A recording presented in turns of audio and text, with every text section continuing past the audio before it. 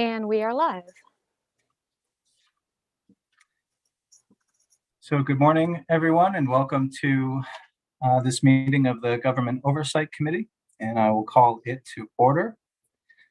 We're going to begin this morning with introductions of committee members, and so I'll call on members according to how they've been named, in the order they've been named to the committee. I'll begin with Senator Keim. Good morning, everyone. My name is Lisa Keim, and I proudly represent Senate District 18, which is Northern Oxford County and two communities in Androscoggin. And I'd like to welcome Lucia Nixon. It's your first meeting. So glad you're here. Senator Bailey. Thank you, Mr. Chair. My name is Donna Bailey. I represent Senate District 31, which includes the communities of Saco, Old Orchard Beach, Hollis, Leamington, and part of Buxton. Senator Bennett. Good morning, everyone. I'm Rick Bennett. I have the honor of serving the balance of Oxford County that Senator Keim does not have, which constitutes another 9 towns in Oxford County, plus 4 towns in the Lakes region of Cumberland County. Great to be with you. Thank you. Senator Vitelli. Good morning, I'm Eloise Vitelli. I represent Senate District 23, which is all 10 towns in Saginaw County and the town of Dresden in Lincoln County. Representative Arata. Good morning, my name is Amy Arata, and I represent House District 65, which includes New Gloucester and part of Poland. Representative O'Neill. Good morning. My name is Maggie O'Neill, and I'm here representing House District 15, which is in Saco. Representative Stover. Good morning, Holly Stover, House Representative for District 89, including Boothbay Harbor, South Port Edgecombe, West Port Island, and part of South Bristol. Representative McDonald. Good morning, I'm Genevieve McDonald. I represent House District 134, which is the offshore islands of Penobscot Bay and Western Frenchman's Bay.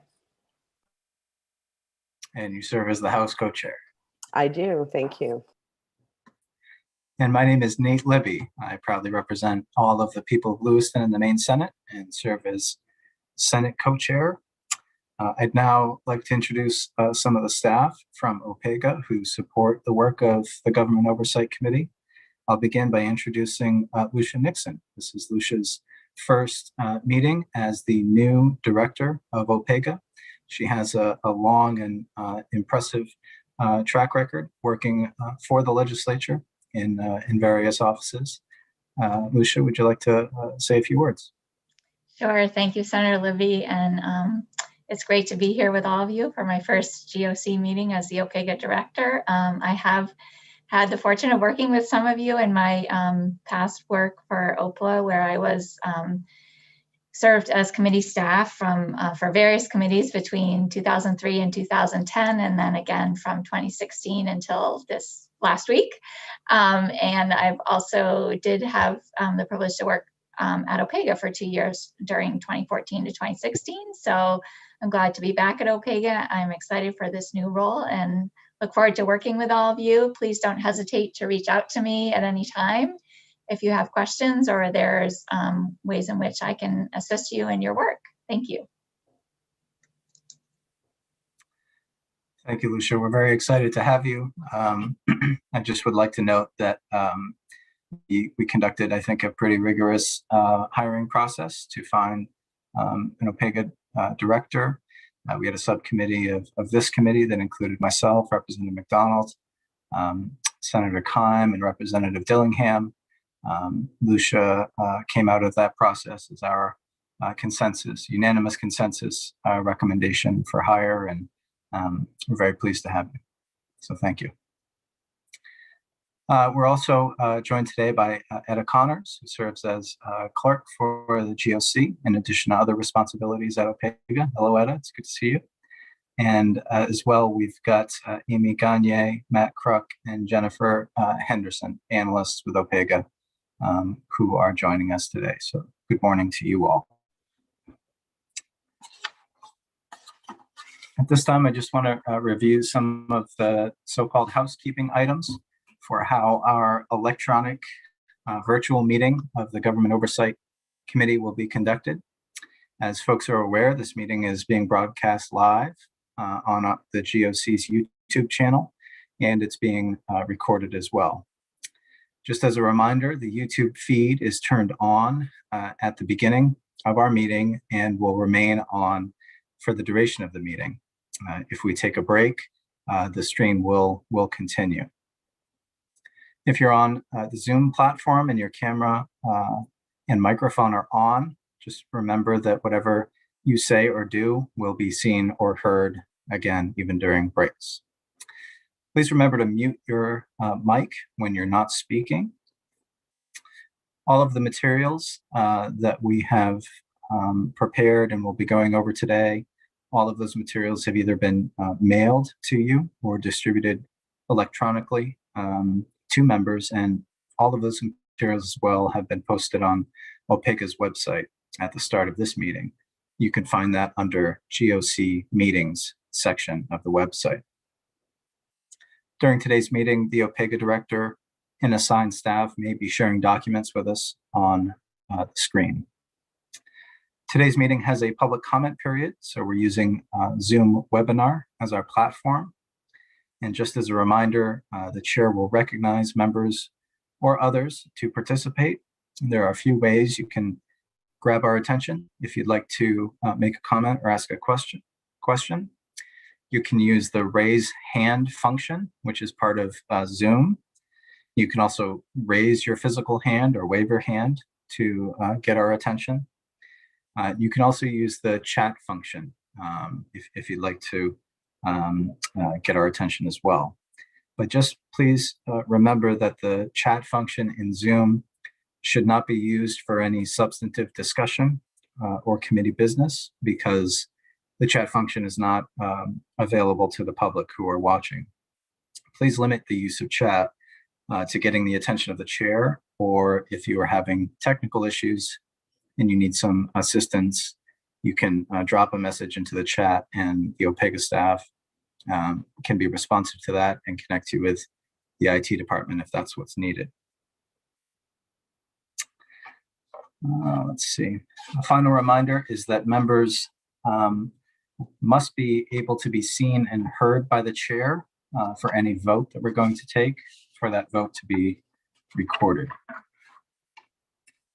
Are there any questions or comments on any of that?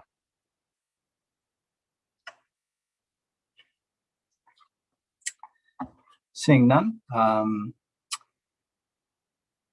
Next item we have is a review of the summary of our meeting on February 12th. The minutes of that meeting were sent out earlier this morning. Are there any comments, questions, or changes that members would like to request for those meeting minutes?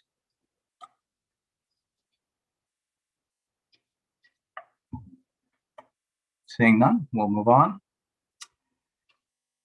Under new business, we have a request for review of the Wild Blueberry Commission. This request was made by 6 legislators during the 129th legislature. Because of the timing of the beginning of the pandemic and the legislature ending its operations early, the GOC was not able to take up that request at the time it was submitted. However, we are planning to take it up today. GOC members, you have in your notebook under tab 1 a review request sheet with some background information that's been compiled by OPEGA. And then behind that is a copy of the request letter. We've asked at least one of the legislators who drafted the letter to be with us here today to speak to it. I believe Senator Moore was planning to attend. Representative McDonald, do you see Senator Moore? There she is.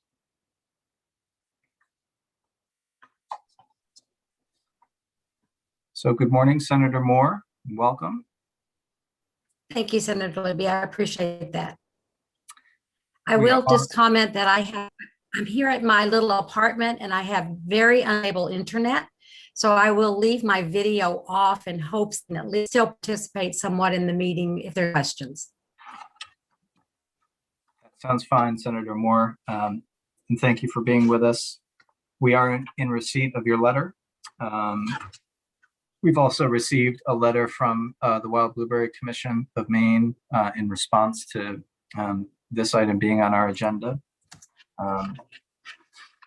And then the Opega staff have done a little background review for us, but I think at this point we would welcome your comments, description of the issue as you see it, and we'll take it from there. Thank you, Senator Libby. I appreciate that. I assume that in your material you do have a copy of the letter that we sent, the Washington County delegation sent, that outlined 3 of the main items that we are requesting a little bit of a review with. We've been quite concerned with the transparency between the Wild Blueberry Commission and its stewardship of the blueberry taxes earmarked for marketing and its relationship to an industry.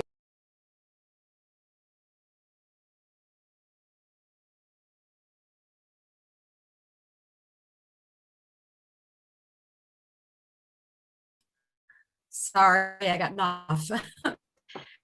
I gotta love it. So those are the 3 issues that we've listed down below that we would ask for a review of, and I believe it continues to be a concern. We did, however, meet with the commission yesterday along with the University of Maine at the Cooperative Extension. And I know we have a new executive director, and I know that he is anxious to do good, but we do want to make sure that the stewardship of those state blueberry taxes are being utilized to market the Maine wild blueberries. We feel like a lot of them in the partnership that they're using, or the marketing group they're using with the wild blueberries of North America.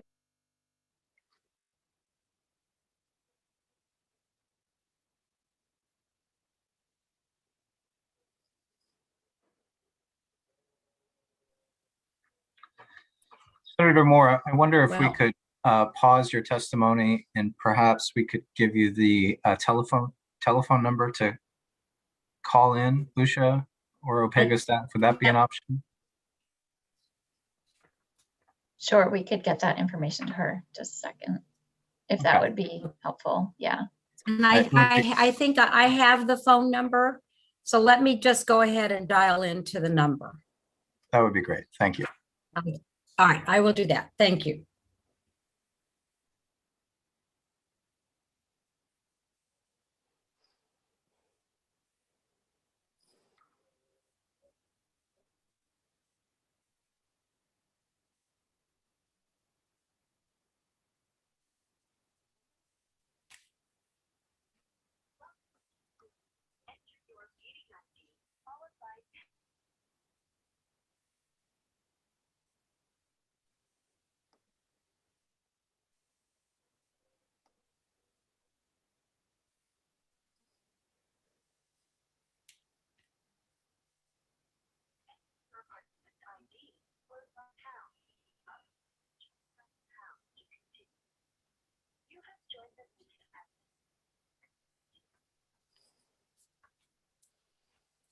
Okay, I've joined, however, it is saying I'm muted.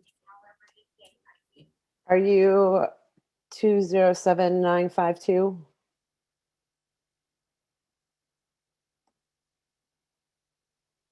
This is a strange setup.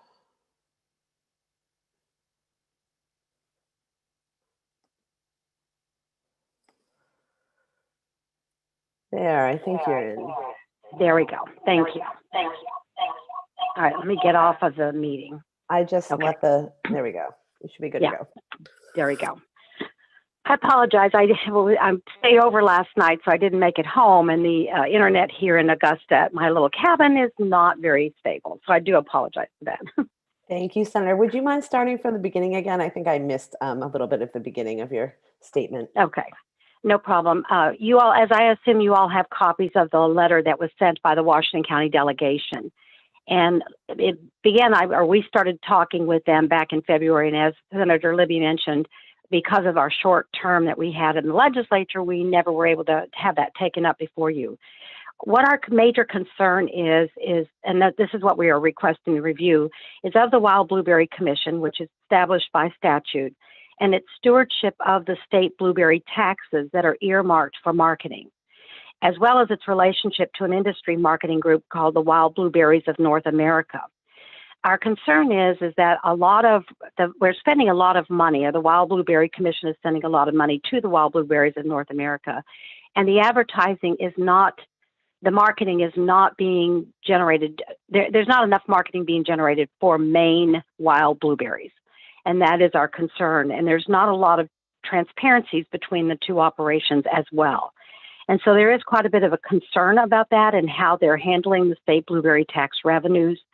I know it's a complex and a weird, strange relationship between the large producers and the growers. And so there's been a constant battle with that. Just a little bit of background with the Blueberry Commission. Last session, we actually did increase the commission and added 2 additional growers to the commission. So there are now 5 producers and 5 growers. But we still want to make sure that the state blueberry taxes are being used for marketing Maine wild blueberries.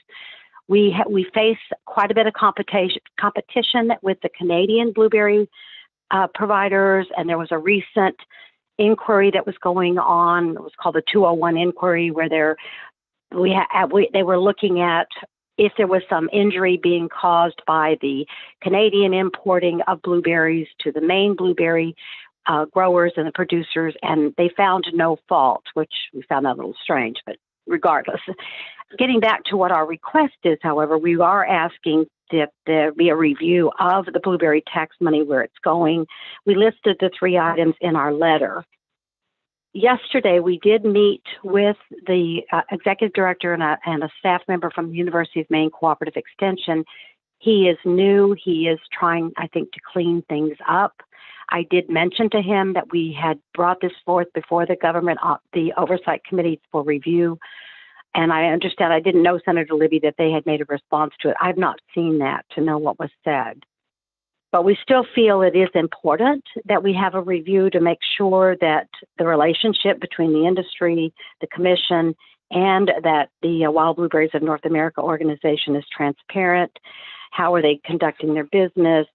And who is providing the oversight on an ongoing basis to be sure that the state blueberry taxes are being spent on marketing Maine wild blueberries. Thank you, Senator Moore. Are there questions of committee members for Senator Moore at this time?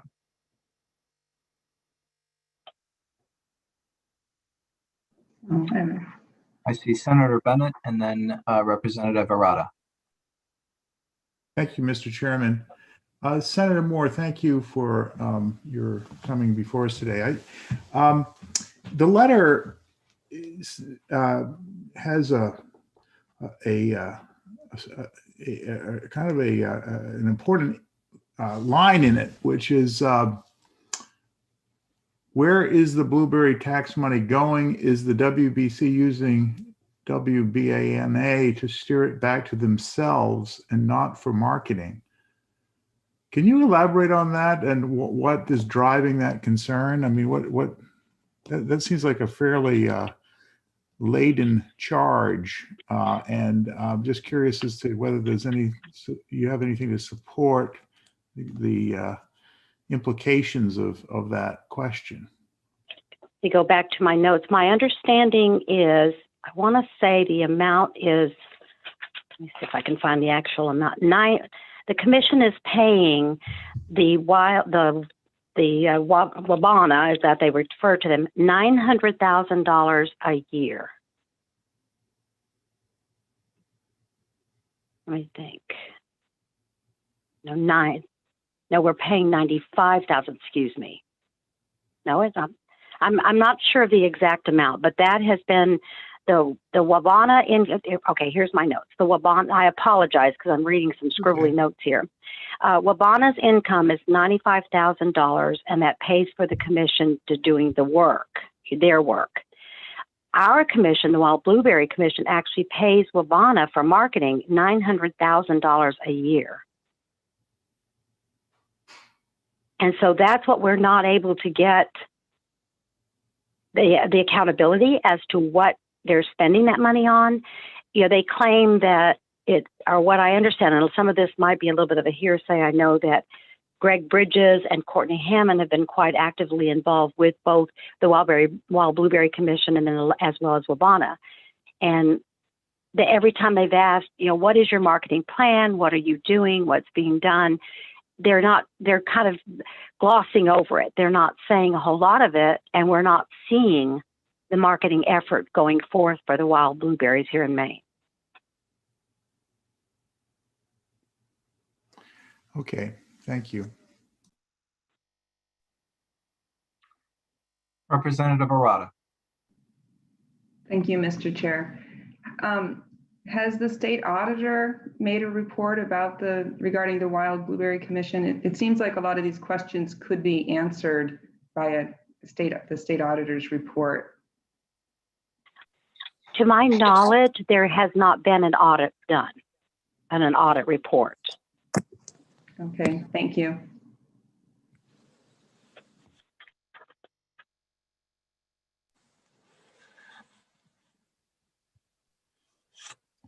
Additional questions from the committee for Senator Moore?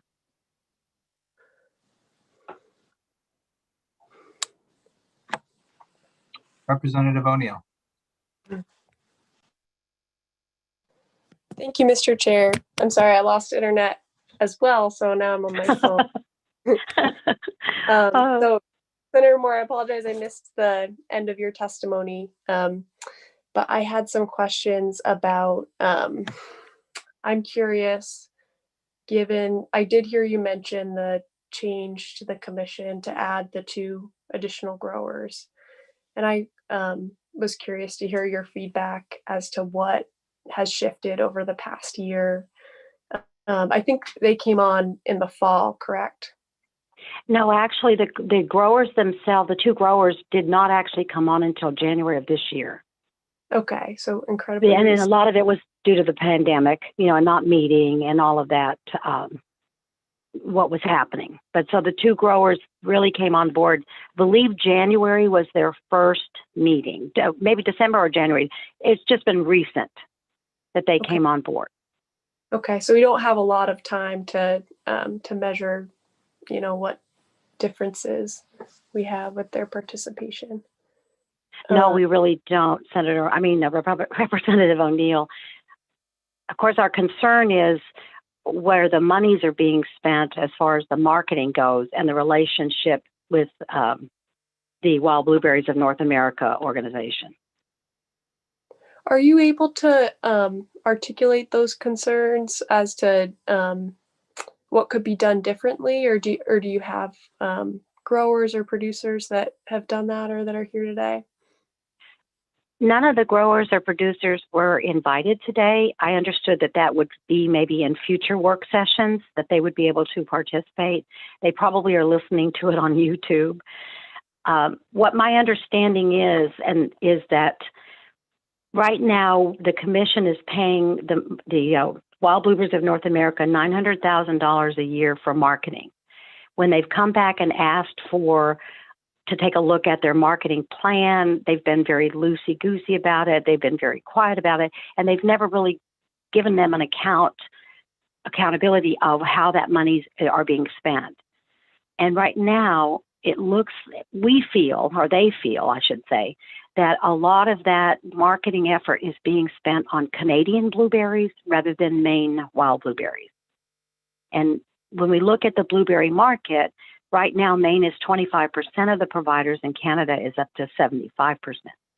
And that's why we are feeling that we are not getting a fair shake at getting the marketing out there for Maine wild blueberries.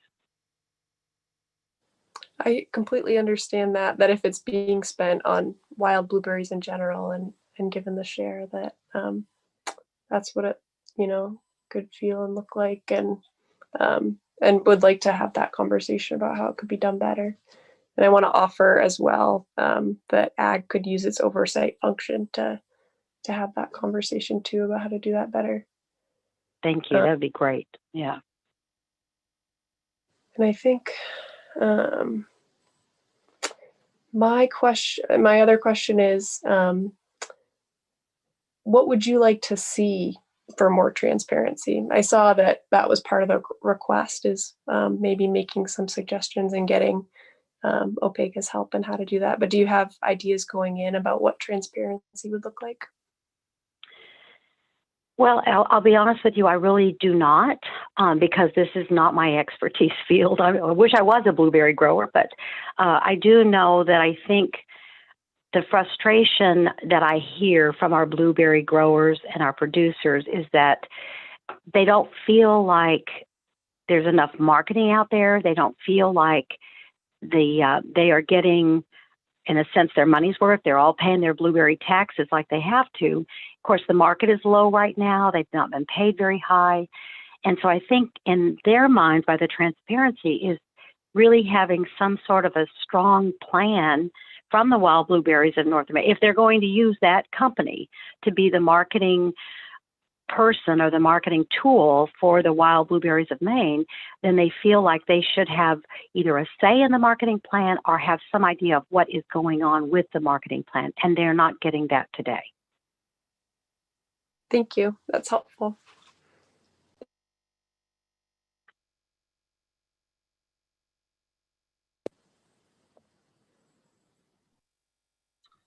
Thank you. That's helpful. Thank you, Mr. Chair. I'm not sure if I was on mute before. Thank you, Representative. Are there further questions or comments from the committee for Senator Moore? Senator Bennett. Thank you. Just one other question, and maybe Senator Moore, you're not the right person to go to, but I'm just curious what is the contract between the Wild Blueberry Commission and Wabana? Is that something which is accessible to the public? Is it accessible to you? Have you seen it? And Senator Bennett, I appreciate that question. I have not seen it, to be honest with you. And I'm not sure exactly if it is a contract per se, or whether it's a relationship. It's an assumed relationship. I'm not sure. I don't know how that agreement is in place, and I've not seen that. Okay, thank you.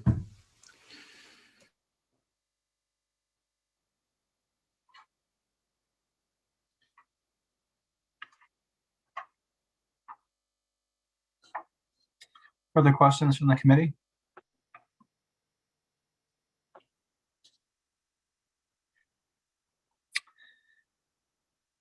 Senator Moore, I'm looking at the letter dated February 26th from the Wild Blueberry Commission. It's very straightforward.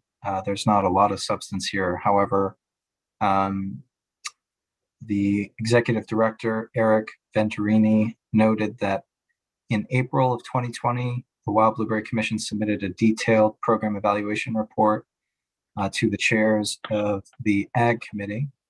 I wondered if you've had a chance to see that report, first off. I have not. I have not seen the report. Okay. Representative O'Neill had suggested that the Ag Committee may be able to provide an oversight function in this case, and I wanted to ask you, Senator Moore, have you had conversations with the current chairs of the Ag Committee on this question? I have not, Senator Libby. Okay. So I think as a general matter, when we entertain requests to conduct an investigation, the committee members, I think, understand fairly well that the OPEGA office has limited staff capacity, and so when we are making a decision to take on a new investigation, we have to balance that fact with our other pending investigations and the items that we have on our work plan yet to be taken up. At this particular time, the on deck list, I believe, only has one item, and that item was originally requested in 2013. It's happened to have been pushed down the priority list over subsequent GOCs. So the amount of work on our to-do list is, generally speaking, not as much as we're perhaps used to. So there could be an argument that we have capacity to undertake this investigation, but I just wanted to ask the committee to consider if we should suggest that Senator Moore have a conversation with the chairs of the Ag Committee, ask them to consider inviting the principals of the Blueberry Commission before them, ask them to make disclosure of some of the documents and information that the Washington County delegation is seeking, perhaps suggest that occur in the next month, and that depending on the outcome of that, we would revisit this question. So I'd offer that to the committee for your consideration, and as well for Senator Moore's consideration.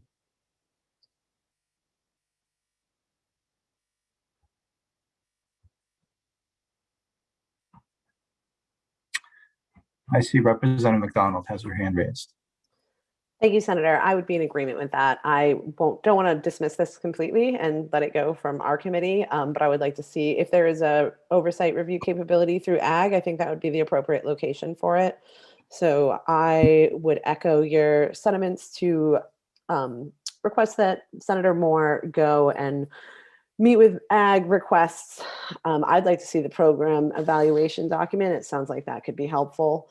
And if Ag can direct an audit, which is what it sounds like this program needs, that would be the appropriate location, and then to come back to us and let us know the outcome of those conversations. Representative O'Neill. Thank you, Mr. Chair. I appreciate the suggestion. I'll say again, I am willing to do that. I've spoken, I haven't had the chance to speak with Senator Moore about this yet, but I have spoken with one of the members of the Washington County delegation that made this request, and have already made that offer. So both I and Senator Dill, I'm sure, will be happy to sit down and see what we can do in the next month. That would be great. Other comments or questions from the committee?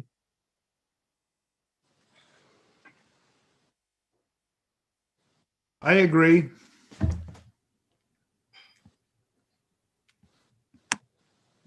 Senator Kime?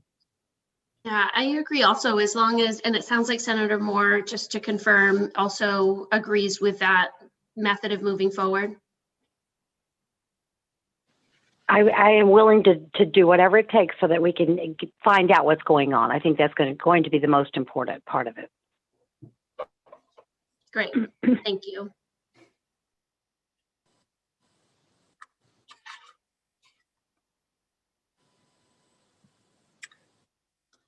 Just as follow-up, Senator Moore, I might suggest that in the conversation with co-chairs of the Ag Committee, that an invitation to the staff and some of the commissioners to the Ag Committee to have this discussion would be appropriate. You may ask at that time, when the invitation is given, that the commission provide various documents that may help provide information in support of the questions you're asking. That may include contracts with Wabana. That may include any internal audits that have been conducted. And this is in addition to the report that they described having delivered to the Ag Committee in 2020. What I'm getting at, I suppose, is asking for all of those documents that help you look under the hood, so to speak, at the operations of the Blueberry Commission. Sure, I've been making notes of that. Representative O'Neill, I was just curious, you mentioned you'd had conversation with one of the Washington County delegation. Who was it that you were talking to? Thanks for the question. Sorry, I'm toggling on my phone. I spoke with Representative Toole Great. either this week or last week. Okay, great. He wasn't able to make the meeting this morning, so that was that helps me get a little bit of a direction there. Great.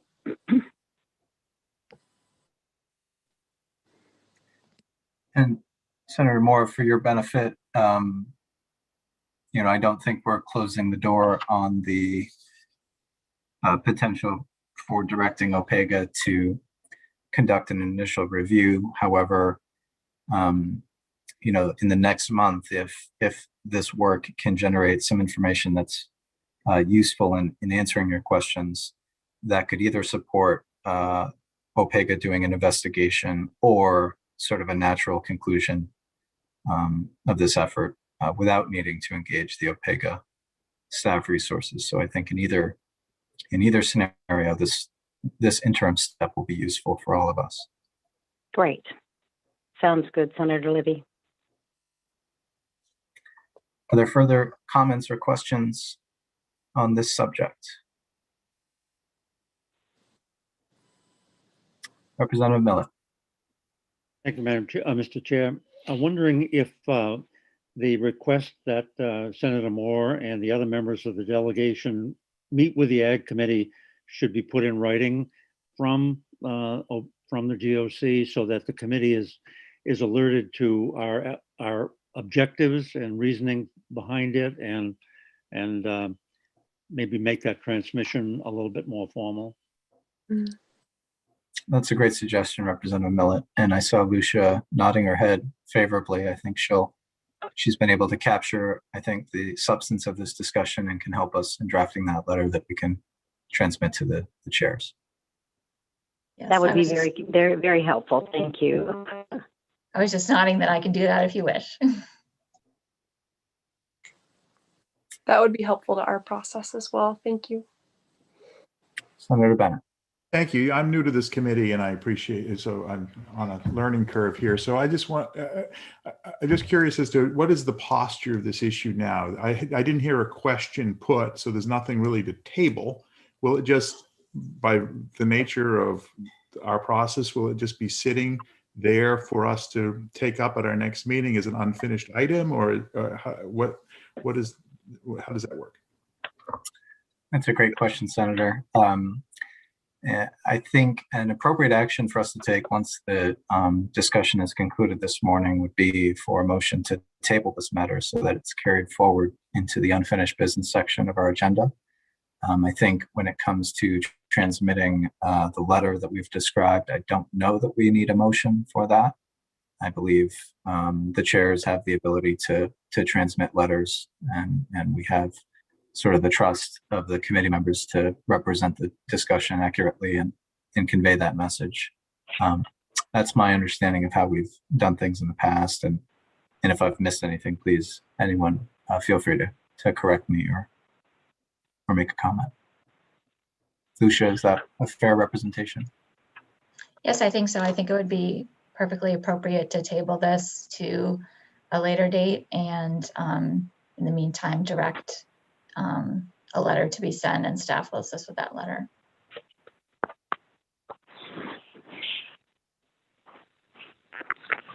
Senator Bennett, does that answer your question? It does. Not to be too technical, I apologize, but just really curious as to what the process is. So we've received communications, and there's not actually a question though as yet. Is that right? So there's nothing specifically to table, but this committee I know has different processes than most. So we just sort of have matters that are brought before us, and then we can I guess the expectation to be a motion to table this matter, and we haven't determined the status of the question even yet. Is that right? Just for future reference, I'm trying to get my head around Yeah. Thank you. Thank you for the question, Senator. So it may be a good exercise to take just a moment to direct members to tab J in our binders. Tab J. So this document's been used for several years, and it helps focus the committee discussion towards a number of action steps that we may have at our disposal. The first page in tab J is sort of a checklist of questions to consider when it comes to the appropriateness of a request. On the back side of that page, in the bottom section of tab J, there are 6 actions listed for options available to the GOC when considering a request. And so option 1 is obviously no further action.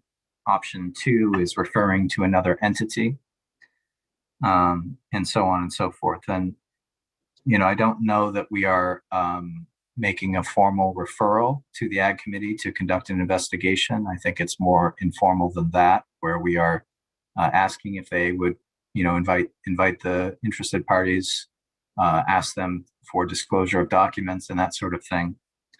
And that to your original question, we could take no further action at this time, but I'm recommending that this is a matter before us, and that we are able to table this matter without taking further action, carrying it forward to the next agenda or to the next to a future meeting for follow-up and consideration of further action. Okay, so that tabling is sort of not on this list. It wouldn't be the equivalent of place topic on standby list because it really hasn't gotten to that point yet. Is that right? That's correct. Okay, great. Thank you very much. I appreciate your time and patience. Lucia, did you want to add anything to that? I was just going to add, I think, as I think mentioned to you, there is, in my research into what the options are at this stage, there is another option that for some reason is on a different list, but showed up as the letter G didn't show up here, which is to take some other action at your discretion, which some examples I think in the past is schedule further discussion, request additional background information before deciding on an action. So there is a letter G that has been used before, which sounds similar. If you wanted to formalize I think you have the option, if you wanted to vote that you were directing that a letter be sent to ACF, you could go that way if you wanted to take a formal vote. But I do think it would be okay to table this matter to a later session. And it's just different than policy committees and LDs.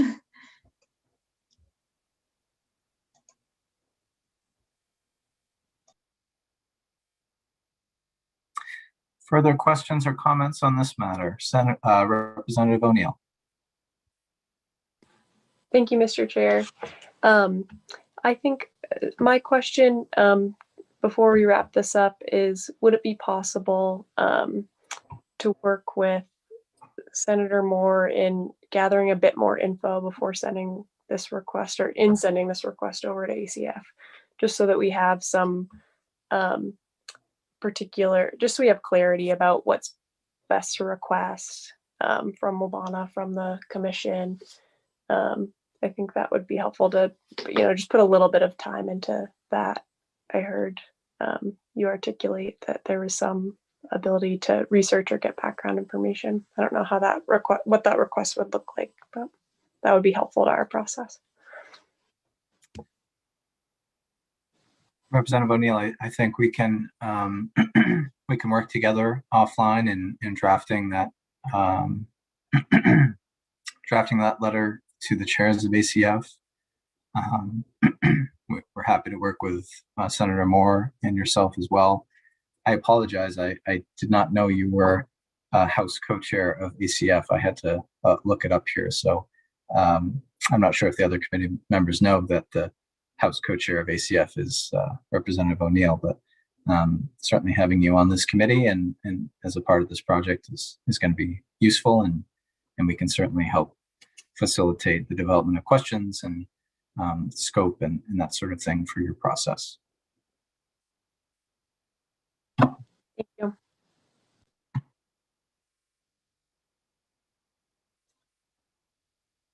Representative Millet. Would you like a motion to summarize what we've been discussing, Senator? That would be in order, Representative Millet. I would move that the GOC table the February 28th request of 2020 from the Washington County delegation pending a referral of the issues raised therein to the Agriculture, Conservation and Forestry Committee, and to place it under the unfinished business of the work of the commission pending a response back from that review.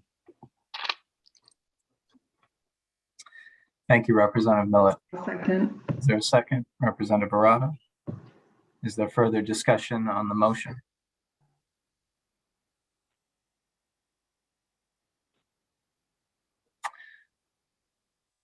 Seeing none, is the committee ready for the question? I didn't even think a tabling motion is debatable, is it?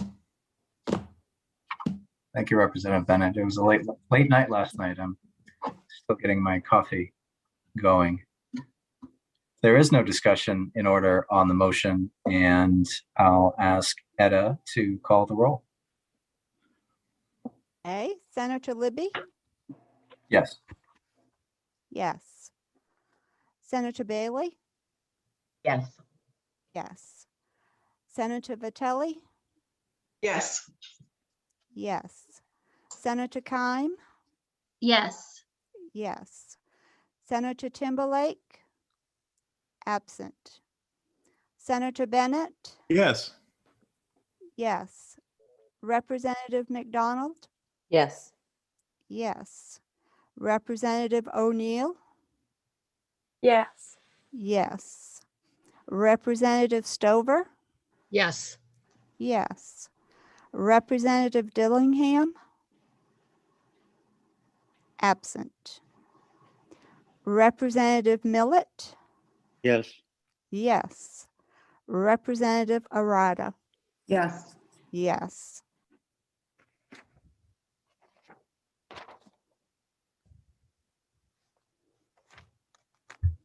The motion carries and is unanimous. Thank you, committee.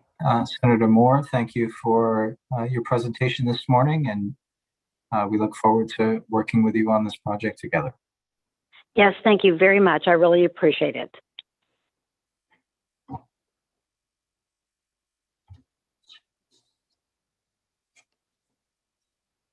Okay. Next item on our agenda is public comment on OPEGA's report on Pine Tree development zones. For the benefit of the new members, this was a limited scope review of Pine Tree development zones that was generated after discussion from OPEGA's original tax expenditure review of this program. I believe some information is contained in tab 3. Is that correct, Lucia?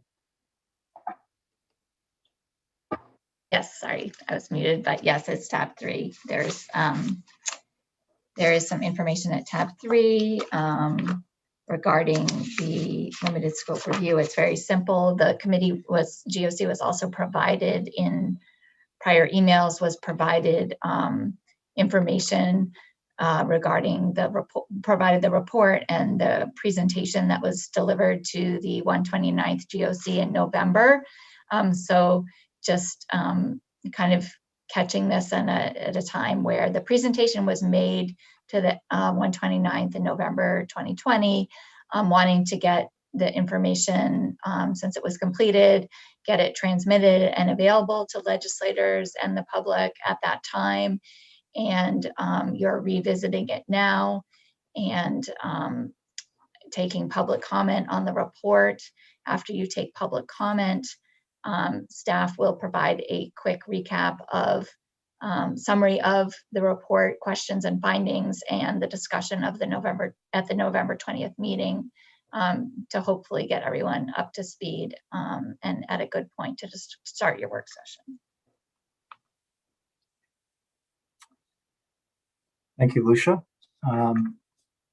So at this time, I'll open the public hearing, the public comment section rather, on the Pine Tree Development Zone follow-up report. So for the public who are watching and may be interested in participating in this discussion, I'm just going to review some of our procedures. So if you'd like to testify today, many of you have registered for the Zoom webinar and sent any of your written testimony to Etta Connors in Opega ahead of time. If, however, you are participating today and you've not registered for the webinar and you would like to testify, please go to Opega's website now, and under the GOC meetings tab, you will be able to register and you will receive an email that allows you to connect to the Zoom meeting or to dial in. We will be promoting webinar attendees to panelists one by one for them to give their testimony, and then moving them back to attendee when they are finished and members have no further questions. Then we'll move on to the next person. Please be aware, if you're a member of the public, that when you are promoted or moved back to attendee, it may appear as though you've been kicked out of the meeting, but that is not the case.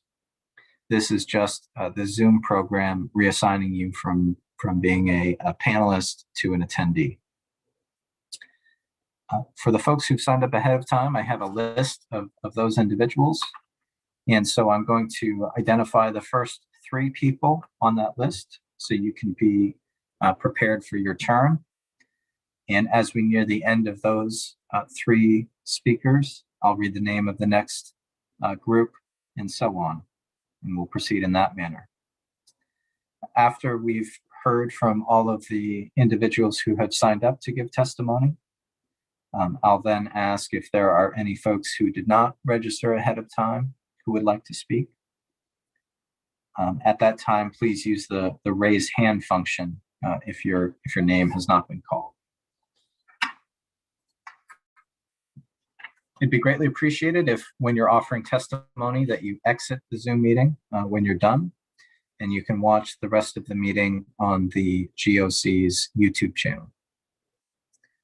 If you have written materials or written remarks, it would be very helpful to our Opega staff if you're able to send those remarks to us after you've concluded your comments. It definitely helps us in preparing the meeting minutes if we have those materials sent to us.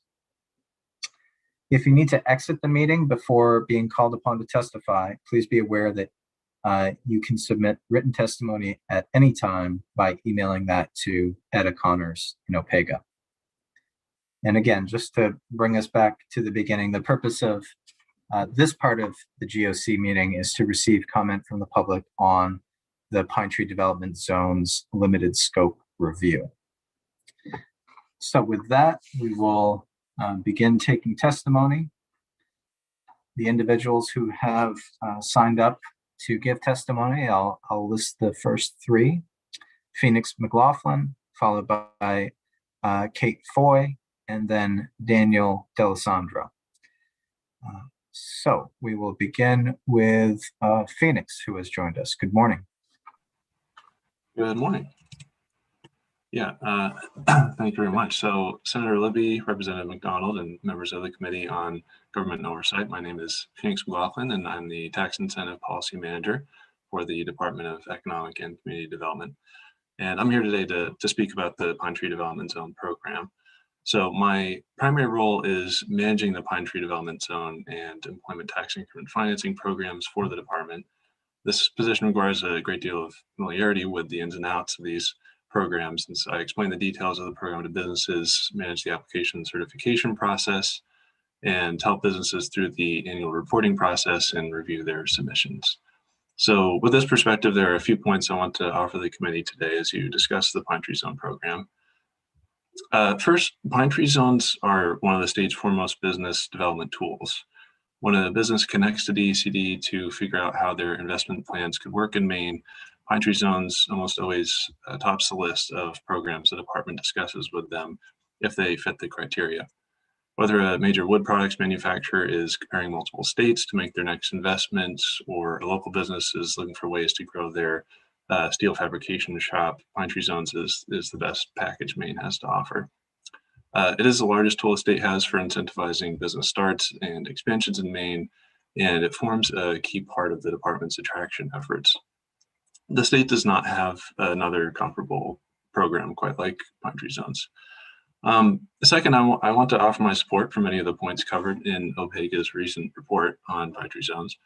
Some of the key changes the legislature made to the program since OPEGA's 2017 report substantively improved how benefits are administered, such as that they kick in only after the company can confirm they have added new positions.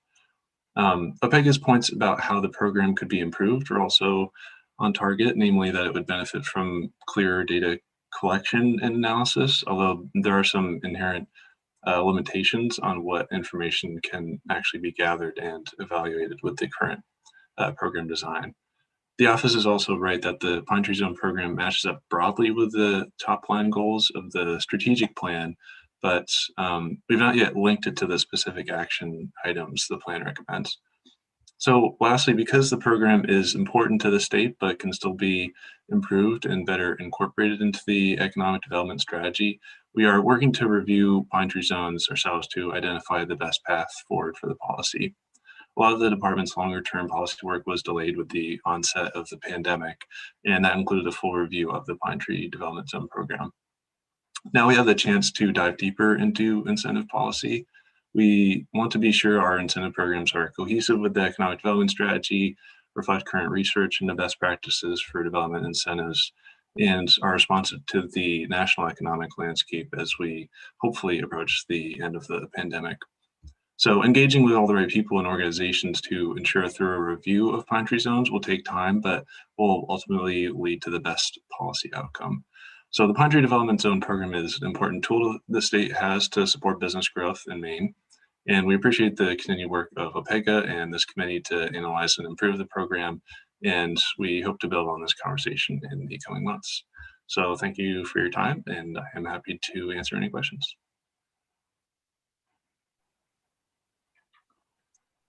Thank you for your comments. Are there questions or comments from the committee? I see Senator Vitelli.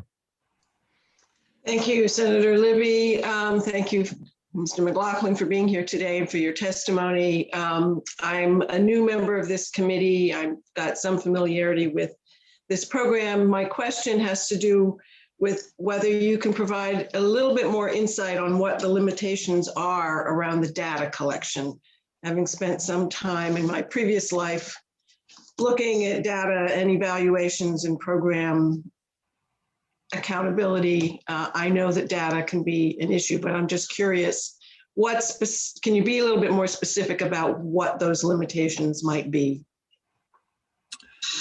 Sure, yeah, thank you for the question. I would say there are limitations on two levels. One, and I'll give some examples. So one level is the way the law is set up.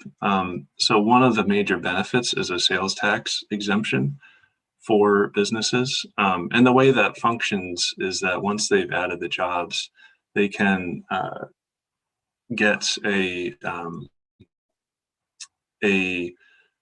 sales tax exemption certificate, which means that when they purchase items for their operation, they can present that certificate, and then they don't get charged the sales tax. So that just means that, functionally that does incur a cost in the form of foregone revenue to the state, but that doesn't flow through the state accounts. It just happens at the transaction level. So we don't necessarily know what money was, spent on the program in that case. So that's just one example of how, at the program level, that is how the data that we can collect is going to be somewhat limited. But then on the program administration side, just the program that we use, it's especially targeted at processing the reports that the businesses submit, but it's not necessarily very efficient at reporting and analyzing summaries of that data, year over year, and that's somewhat a limitation of that program itself that we use. And OPEGA, I think, did refer to this in the report. So those are a couple examples. Thank you. I appreciate that.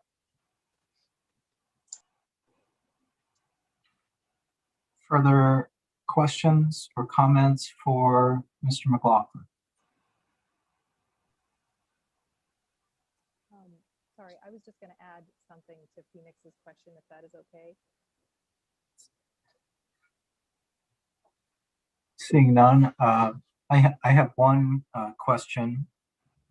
I know that in our last full review, we spent quite a bit of time talking about the but-for statement, which basically is the business commits in writing that that they will create jobs and undertake certain activity, and it's only because they're able to access the Pine Tree Development benefit that activity occurs.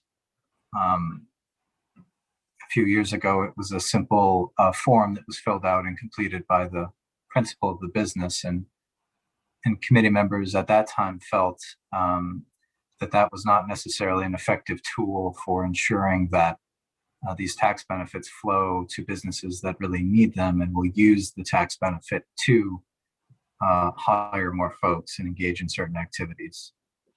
An amendment to that process was requiring a notary to view an individual signing that form. But I think the OPEGA folks, agree that's still not quite an adequate tool to ensure that businesses are only taking advantage of this credit or this program to do certain activities. So have you given thought to what additional accountability could be talked about to help address that concern that these tax benefits don't flow to businesses that would otherwise do that activity regardless of having the tax credit? Yeah, thank you for the question, Senator. Before I respond, I do see my colleague Charlotte Mace had her hand raised. I'm not sure if you wanted to say something about that question, Charlotte. Yeah, I Well, did, but I don't think I'm sorry. I just for folks that are not familiar with our process, we're accepting testimony from individuals. The committee may have follow-up questions. When that concludes, we'll move on to the next person. If you'd like to defer to your colleague, I can ask the question after you're done, if that's what you'd like. Okay, understood. I will. So just about the but-for issue. Again, I think I would agree with what OPEGA mentions in the report, that it is an imperfect tool, and there are one level that it is kind of an issue on is that if the question is, does this guarantee that dollars only flow to business activities that literally would not happen at all if not for the program? That would be that is not, it's not quite an answerable question, I would say. I guess one analogy that I kind of would think of is just that incentives are not typically an all or nothing type of deal. So the but-for question is arranged in such a way that it doesn't necessarily it doesn't quite get at the way that a business would actually make the decision to invest. There are 1,000 different factors that would need to be incorporated into a business's decision to make a deal to expand or invest in Maine. And if any one of those was not quite was not in place, then the deal might not go forward. And there's also a limitation, the fact that this is a 10-year program, and businesses can't perfectly project 10 years out what their finances will be. And if the enhanced ETIF payment in years 8 through 10 will be the kind of make or break for their decision. So that's to say that taken to the extreme, the idea that that this activity would absolutely not happen if not for the program. I think that's a tough thing to say, like, absolutely yes, that is clearly what's happening here. So I think I agree with what Opega has written, saying that it is an imperfect tool to guaranteeing that funds are flowing only to where this committee or the state thinks they absolutely need to flow. I think there are better tools for doing that, including generally following improved data collection and program management, as they say. So I would agree that the but-for letter is not the end-all be-all of program accountability, but I think there are probably other ways to improve that. Does that answer your question, Senator? To a degree. I think I'm interested in further conversation with the department and the committees of jurisdiction on what additional safeguards we could consider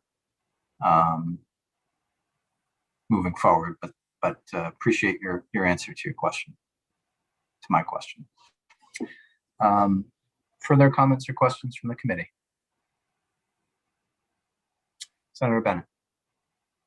So having said all that, what is our best guess as a state as to how many jobs have legitimately been nurtured or created? Created is a better word, by this program.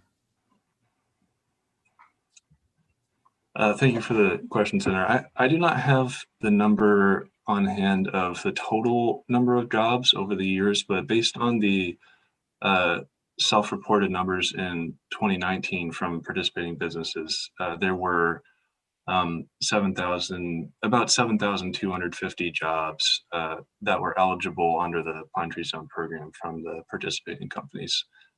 So those were jobs that were people who were working during the 2019 calendar year.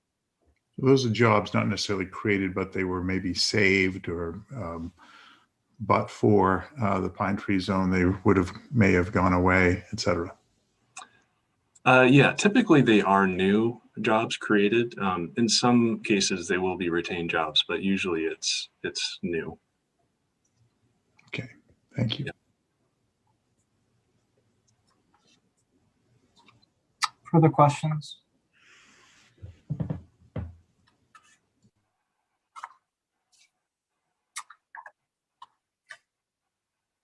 Seeing none, Mr. McLaughlin, if you do have written testimony and you're willing to share it with the Opega staff, that will be very helpful to us in preparing our minutes. I'm sorry, can I ask one more question? Sure, Senator Bennett.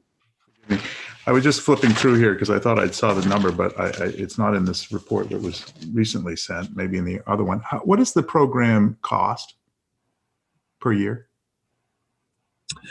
Yeah, thanks for the question. So there's two ways to answer that. One is the self-reported number from the businesses. Yeah. And for the year 2019, the participating businesses self-reported that they had collected around $25 million worth of benefits for that year.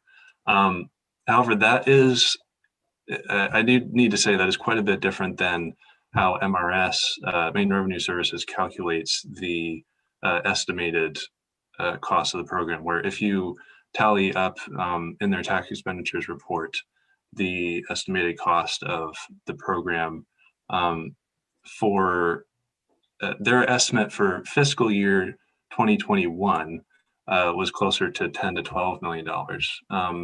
And just to put it out there, some reasons why those numbers might not match up include one, it's fiscal year versus calendar year. Some of the benefits are paid out in later fiscal years, such as the ETIF benefit. Another one is the sales tax benefit that I mentioned. Maine Revenue Services has to just estimate how much that cost, and 2019 happened to be a year where businesses reported a lot of investment that would have accrued that sales tax benefit to them.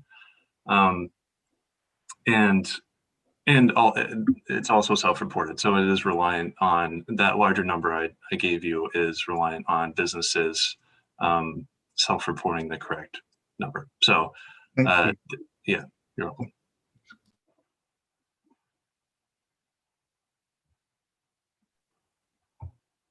Further questions?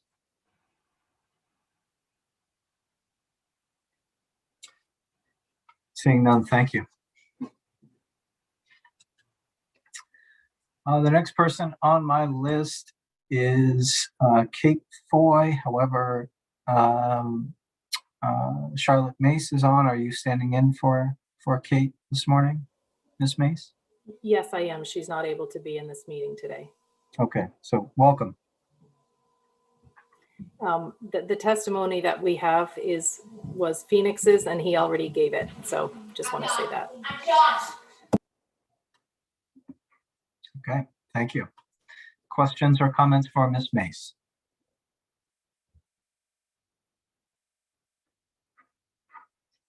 Representative Bell. Thank you, Mr. Chair. I'm not sure that Ms. Mace or Phoenix from the Department of Economic and Community Development would be the right people to answer this question, but the last of the conclusions, both on the cover page of our report and the summary within, speaks to the notion that the report expected from the Maine's Economic Recovery Committee in December of last year might shed more light on the Pine Tree Zone's role in the economic recovery following the pandemic.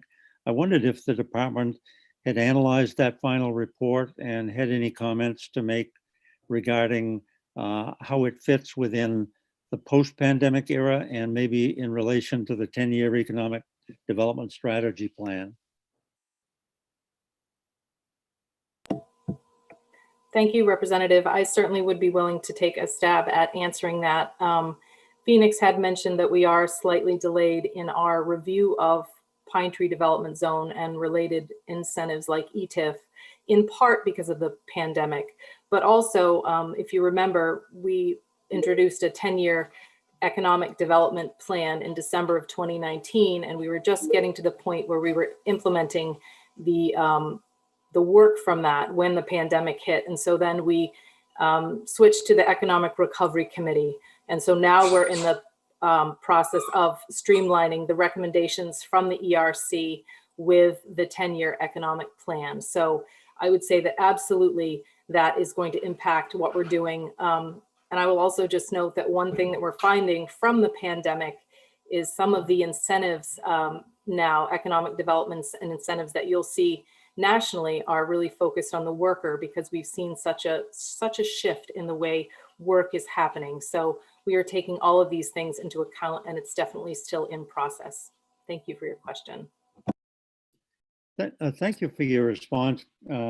Charlotte, do you have a timeline when you think that analysis from the Economic Recovery Committee report and your review might be interfaced with conclusions that the GOC would hear from you?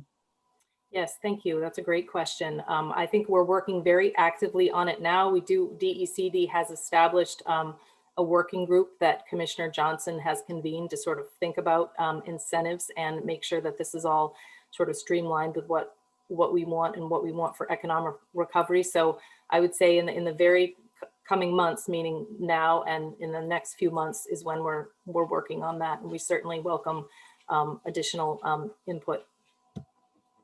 Thank you. Additional questions for Ms. Mace? I'll just note her name on her screen is not Kate Foy. It is Charlotte Mace. Senator Bennett. Thank you. My other phone is ringing and it's going to be annoying, so forgive me. I just question about, with the advent of remote working, how does the program adjust or not for jobs that is effectively, the business might be in a Pine Tree zone, but maybe the worker and the job created is not. Is there nuance there? That's a great question, Senator, and I think Phoenix might have a response to that, but I certainly can start. We do know that there has been some shifts. The program was obviously designed to focus on where the jobs are and where the worker is, and as we know, that has changed dramatically and everyone has very different commutes. So we're in the process of getting some better understanding now with the AG's office as to defining where the location of that worker is, because we do know that it is shifted because of the pandemic. So we are having very active current discussions about that very issue because it is important. Mr. Chair, would it be okay if I pose that question to Mr. McLaughlin if he has anything further to add? Senator Bennett, I appreciate your asking. I think in most cases, we try to respect the queue and the folks. Okay, I'll defer. No, but however, the queue is fairly small today, so okay. Right. with leave, one question would be fine. All right, thank you. And perhaps Phoenix, you don't have further comment, but I wanted to give you a chance. Yeah, thank you. Yeah, I would say really Charlotte covered it. It's something that we're actively discussing. It's a very timely question. So we don't have any clear conclusion to give you right now. Thank you.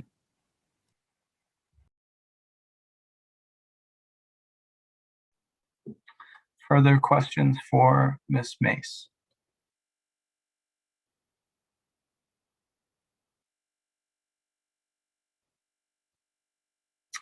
Seeing none, Ms. Mace, I just would like to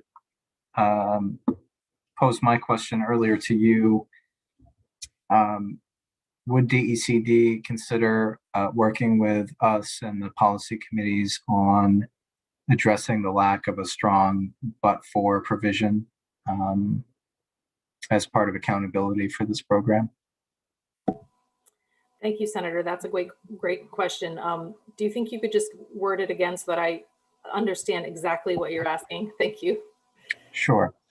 So the original but-for requirement was contained in a form that was simply signed by a principal at a beneficiary of this program. The amendment to that, and recognizing that that was not really any sort of effective tool for accountability, was having a notary witness that signature, which I still feel is largely no different than the system we had before. So it's been identified in both reports that this is not a particularly strong enforcement tool. And so I'm asking, will DECD spend some time to work on a proposal to address that lack of accountability on the but-for statement, and work with the policy committees, IDEA, tax, and this committee on potentially an amendment? That's great, Senator. Thank you. And hopefully I'm not speaking out of turn in saying this, and I'm sure Kate will tell me if I am, but I think that would be a yes, because that's, as Phoenix pointed out, the value of the but-for, as indicated in the OPEGA report, is nebulous at best. And I think we're definitely working on that. I think there are some things we could do to make things easier on everyone. So I would say yes to that. Thank you. Further questions or comments from the committee?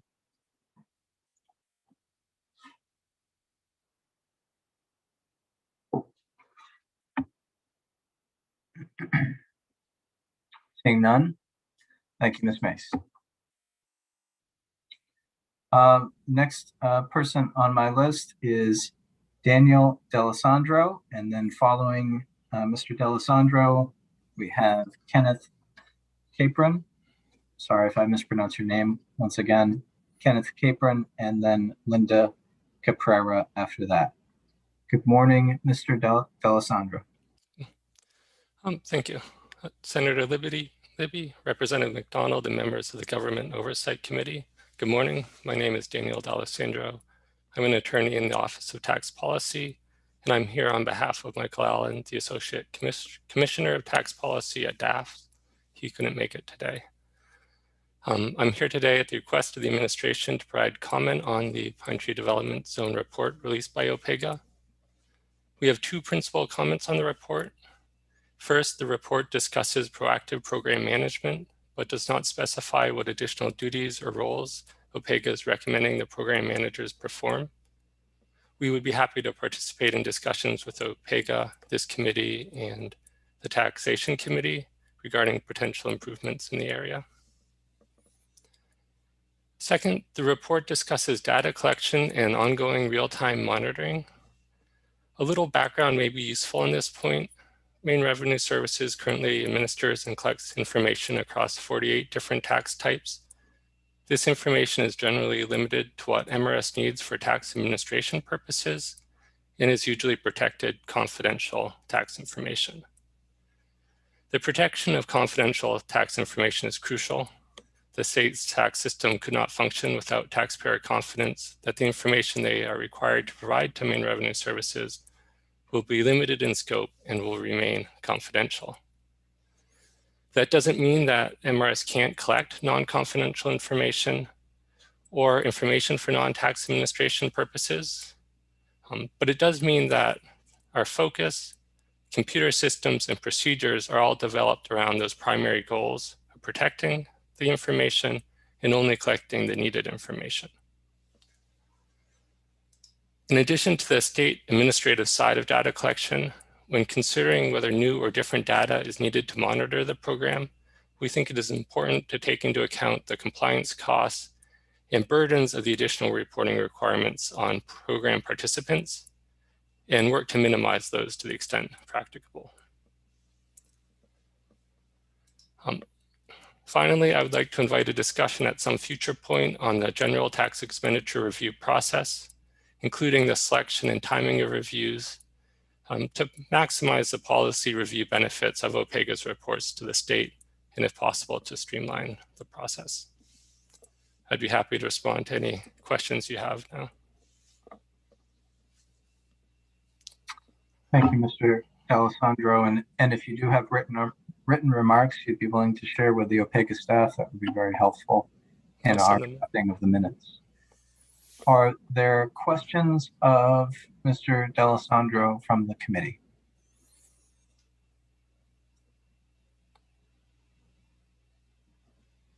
Representative O'Neill. Thank you, Mr. Chair. Mr. D'Alessandro, thank you for your testimony. I think it was in your first point you mentioned that you'd be willing to work with GOC and the policy committees on potential improvements. And I just wanted to see if you could speak to that a little bit now that you're here with us. So we don't have any proposal for changes to the program in that regard at this point. And I don't think that the OPEGA report really went into specifics on the changes they would like to see, but we would just be happy to participate in those discussions as they happen. Okay, thank you.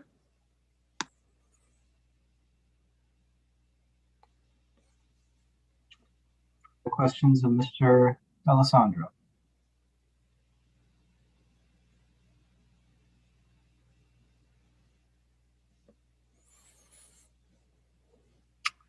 Seeing none, Mr. D'Alessandro, I know the OPEGA staff would welcome collaboration with your office and discussion of the items you mentioned. And of course, GOC members may be interested in that and how those conversations develop as well. So thank you for your offer. Thank you. There are no other questions. Thank you for your testimony this morning. Next on my list is Kenneth Capron. So Kenneth does not appear to be in attendance. Okay. Next on my list, Linda Caprera. Good morning, Ms. Caprera. Hello, how are you? I'm trying to get my video here going. Okay, there it is. Good morning, Senator Libby, Representative McDonald, and members of the committee. My name is Linda Caprera, and I represent the Maine State Chamber of Commerce, and I'm also a resident of Winthrop. We wanted just to take this opportunity to provide some comments on this interim report. We're very pleased to see that the report states that the PTZ program, in fact, does align with the goals of Maine's strategic plan. And it does so in a couple ways. Those goals are to grow the average wage by 10%, increase the value of what Maine sells per worker, and attract 75,000 jobs from within and outside of Maine. The PTZ program is one of Maine's primary economic development programs that has helped to grow our economy and continues to do so. Since its enactment, the PTZ program has made a significant contribution to the level of investment that we have seen here in Maine from companies. It has clearly met its intent to improve economic development in the state. As the earlier speaker said, DECD reported back in 2019 that 180 businesses were currently enrolled in the program. These companies have over 7,000 employees, those were new, with a combined total payroll of over $380 million. That's huge. There was over $500 million in qualified investment associated with this program. That is really significant for me. The legislature made some changes to the program over the past few years, and some of those were talked about, the but-for clause, adding the requirement that you create a job. Those we support. I know that some folks have problems with the but-for clause, but I think it does add an additional step to validate that the business in fact is investing because of that program. One can argue for or against it, but we feel very strongly that it does do that. Over the years, the Maine legislature has clearly recognized the importance of the PTZ program. Originally, the program was directed at economically distressed areas across the state, but in 2009, during the recession, the legislature voted, and the House in particular voted, 142 to 0. There were about 9, I think, absent, to make available the program to companies across the state. Legislators wanted the program available in their districts, and for good reason. And again, in 2018, the legislature voted to extend the program to this December 2021. Many people believe that Maine has all these economic development programs and to attract jobs and investment to the state, but that's not true. And we're very limited. This program is hugely significant. I think based on what you see here for data, I think one could say that is absolutely resulted in the creation of jobs here in the state. And it's going to be particularly important coming out of this COVID-19 pandemic. Maine has to position itself to grow the economy. And again, I think this program aligns itself very good with the goals of Maine's strategic plan. So I think that's hugely important. So I would be happy to answer any questions if you have it, and be happy to work with the committee. Thank you, Ms. Caprera, and nice to see you again. Are there questions of Ms. Caprera from the committee? Senator Bennett. Thank you. Nice to see you, Ms. Caprera. Thanks for your testimony. Question about the kinds of businesses that use this program from your perspective. 180 businesses, 7,000 jobs. That implies that there's about 39, almost 40 jobs created or affected positively by this program at each business on average. I'm thinking about like smaller businesses, 0 to 1 to 5 employees, 5 or fewer, micro enterprises. Is this program used by them? Can you give examples of where it has been used successfully? And is there a way of making it more accessible to those businesses, which in my view are the principal drivers of innovation and the Maine's economy? I'd really have to look at a list of the companies. I couldn't answer that without looking at the list of who's taking it right now. But I know that there are companies across the state that this has been hugely significant for. So I will get back to you on that if that's okay. Sure, that'd be great. Examples, anecdotal would be really good because I'd like to. It'd be great to to the extent this this program exists, we ought to be informed. I'd like to inform the small businesses in my community, but I don't want to do it if it's something that's really built for them and it's something they can use and do and take advantage of. I can definitely get back to you on that. Thank you.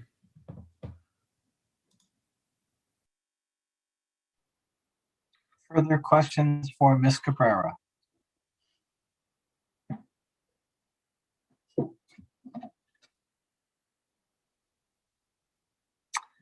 Seeing none, thank you for your testimony this morning. If you have written comments and you're willing to share it with our staff, that would be most helpful. All right, thank you.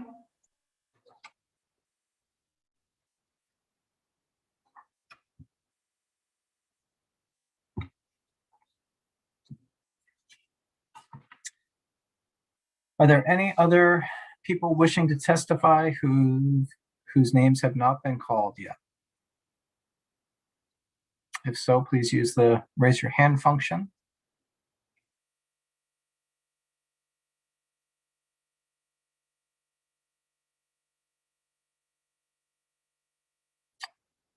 Usha, I'm not seeing any additional folks. Are you able to see any additional folks who are interested? I don't see anyone else. Last call for anyone else who wishes to testify this morning.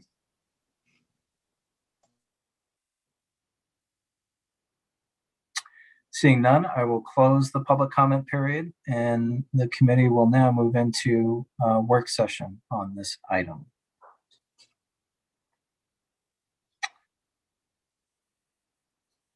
I see we've got Jennifer Henderson, analyst with Opega, who's joined us.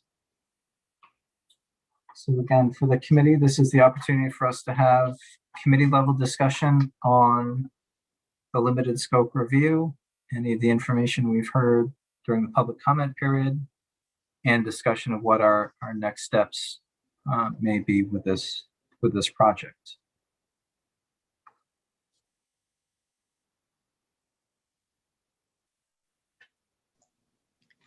Senator Libby, if you'd like, we have a short overview that we can provide if you wish, if that would be helpful to get people up to speed. If not, you can proceed into your discussion, but Jen's ready to give a quick summary if you'd like that. I think it would be helpful, and if there's no objection, please, Jen, go ahead. Sure, happy to, Senator. Just real briefly to try to bring members back to where the GOC left this in November when they received the presentation on the report. It was a very limited scope review. It focused on just 3 evaluation questions. Those were first, what changes had been made to the Pine Tree Development Zone program since Opega had evaluated it in 2017? And on that question, we found that the legislature had made changes in the program, including, and importantly, clarification of the program's goals, and that the clarified goals really focused on the creation and retention of quality jobs. The second question was about the extent to which the Pine Tree Development Zone's design effectively targeted the program's newly stated goals. On that point, we found that the amended design of Pine Tree ensures that benefits will mostly be provided only to businesses that create and retain at least 1 quality job, and that it now requires the notarization that's been talked about today of the but-for requirement, but that this amended design does not guarantee that Pine Tree is actually resulting in more quality job creation and retention than would have happened without the program. And that's the point where we raised the idea of proactive program management to support strengthened oversight to help ensure that Pine Tree is actually effectively doing what's intended. The third question is one that's also come up already today. That was, to what extent does the Pine Tree Development Zone program align with the state's strategic economic development plan? On that point, we found that reviewing Pine Tree in comparison to the plan, Pine Tree does align with the 3 very high-level goals spoken of in the plan, but does not speak to any of the specific actions outlined in the plan. And in the report, we had referred to what was then not out yet, the expected report from the Economic Recovery Committee, as a place where there might be more light shed on Pine Tree's role in the economic recovery, linked with the strategic plan following the COVID-19 pandemic. Just a couple of updates on that. Since the presentation of the report last November, the Economic Recovery Committee has released its report, and we've taken a look at that. We've not seen anything specific to the Pine Tree Development Zone program in that report. I think we provided a link to that report in some of the materials for this committee meeting as well, for members who are interested in looking at it. We also did note that DECD has moved into implementing the statewide strategic plan and has been posting updates about the implementation on the department's website. And in taking a look at some of the updates there, we have not seen any specific mention of Pine Tree Development Zones. So just sharing that as some additional new information for committee members. And one last thing is the discussion from the committee at the report presentation in November, just to sort of recap where that was for you. Some of the questions that the GOC raised with regard to DECD were whether DECD might address Pine Tree's alignment with the strategic plan more directly as they move into implementation of the strategic plan, how Pine Tree might be made to better support and link with the details of the strategic plan, how DECD might use the plan in combination with the Economic Recovery Committee's final report as they work with the 130th legislature to try to revive weakened sectors, particularly at the small business level, and how DECD might address the lack of a strong but-for provision, as has already come up today, and the need for proactive program management and strengthened oversight of the Pine Tree Development Zone program. At that last November meeting, DECD was present, and they also mentioned that pre-COVID, DECD had planned to assess all tax incentive programs to see what's working, what's not working, and what could be improved, and what might be needed that's new. Funding for those assessments had been put on hold, they said, due to the pandemic. And as of last November, DECD was trying to find out how they could accomplish that work. And that's what I have for a recap for you. Thank you, Jen. Are there questions or comments from the committee for Jen in any of her presentation? Senator Vitelli.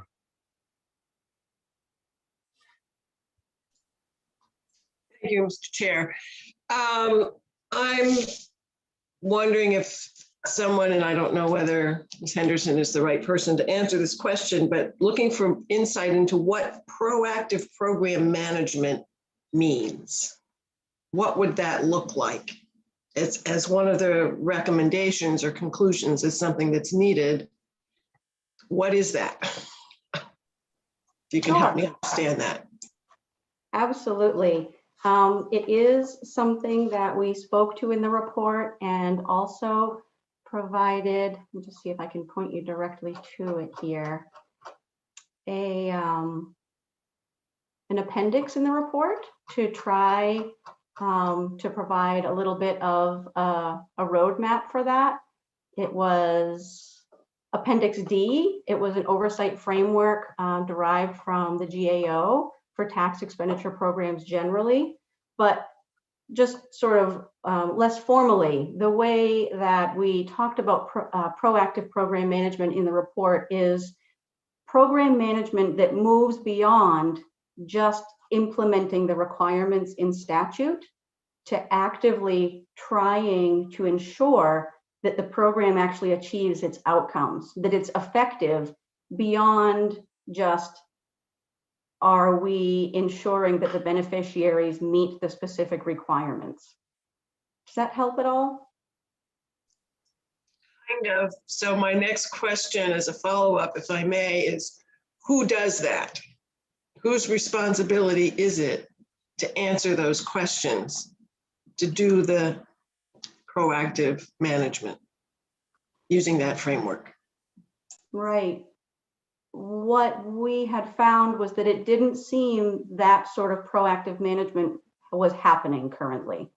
There wasn't an entity that was taking responsibility for saying, okay, do we need to make changes to the program to reflect changes in the economy right now? Is the program really structured ideally to achieve its outcomes? If not, what are things that we can do to make that better? If we're not satisfied with the but-for, let's work on that. How can we improve that?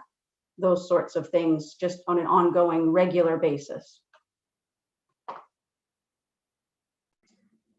So I still don't understand who is actually going to be doing that.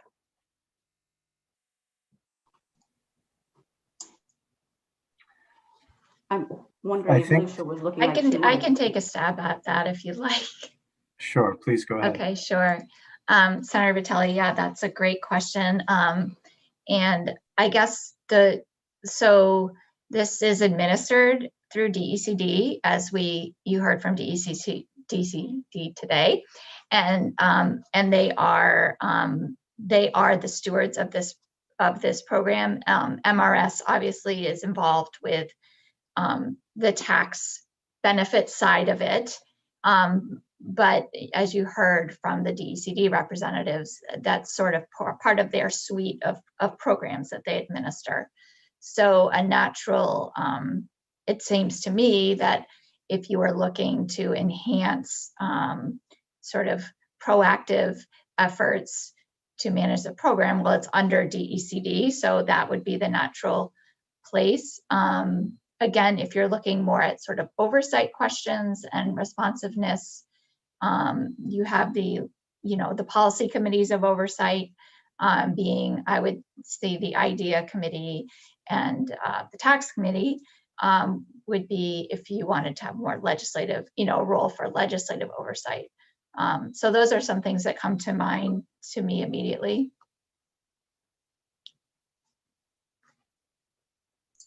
Thank you. Does that help you, Senator Vitelli? Getting closer. Thank you, Lucia. Okay, I'm jumping in so midstream as well. So we're all getting caught up together. Thank you. I see Carrie from Opega has her hand up. Good morning. Good morning. Sorry, Senator, it took me a second to unmute myself. I think, and not trying to overstep here, that we intentionally didn't answer that question also of who should be that proactive manager, because it felt like your purview to make that decision about who should be taking on that sort of role as well.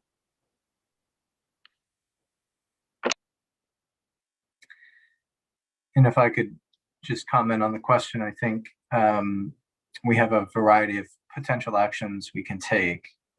I think what we're getting at is if there is work to be done in developing stronger oversight, we might make recommendations to the appropriate policy committee for them to consider changes in statute to require new oversight or different oversight.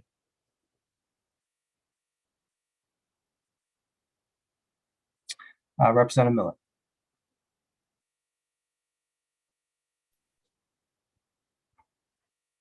Representative, you're on mute. Your question on the but-for and Senator Vitelli's on the proactive management, and my attempt to raise the issue of looking at the Economic Recovery Committee and a post-pandemic alignment with the strategic plan are really all three related to what we do with this final report and how we shape responses to those probing questions and future needs. And I want to say I've always been a long-time supporter of a long-term economic development strategy.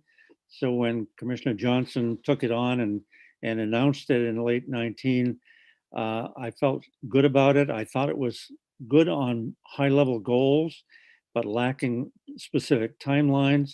And as Appendix B speaks to Senator Vitelli's question, it really doesn't address outcomes in a very specific, measurable way. So I'm thinking that we need the help of staff, and both Lucia and Carrie have focused on that, as well as Jennifer. And I think we're right in this middle of the pandemic economic recovery period, and maybe we need a little bit more time, but it seemed to me that we might put this back on our agenda in April or May and say, at that point, we ought to hear DECD's plan for alignment with the Economic Recovery and Strategic Plan. Maybe the two agencies that have the most administrative responsibility speak to the issue of proactive program management and how best to enforce that but-for provision. And I think there's been an allusion to both taxation and IDEA B committees having oversight here. So I guess what I'm struggling for is we're not going to be able to give this program good direction and specific long-term vision today or in the next few days or months. But I think we need to keep it in the queue for getting specific recommendations before us in the next maybe 90 days from the parties that can shape those recommendations and put it into what I would call an outcome-driven plan to strengthen it, to make it more measurable in terms of value, and to achieve that alignment that I think we're going to need over the next 8, 9, 10 years. Thank you, Representative Millett. And I'm in agreement, I think, in the direction you'd like to head with this. So I might suggest for the committee that we have the OPEGA staff help us draft the questions that we would like to pose, I think first to DECD, or sort of primarily to DECD, secondarily to Maine Revenue Services, posing those questions that we've generated here today, but also that have been generated by the staff and in the conclusions of their limited scope. Pose those questions formally by letter to those agencies. I think we'd also like to copy the two policy committees in that communication so that they have an awareness of what we're hoping to achieve. And that might be an appropriate action for us to discuss and consider taking today. I also just wanted to note, I think my recollection in discussing this with staff that we've not yet sent this follow-up report to the policy committees yet. And if that's the case, I think we'd like to formally transmit them this report with a cover letter to both policy committees. So those are a couple of actions we could consider. And finally, I'd agree with Representative Millett that we might give 45 days perhaps for some work to be done within the agencies and have them come back to us in response to that.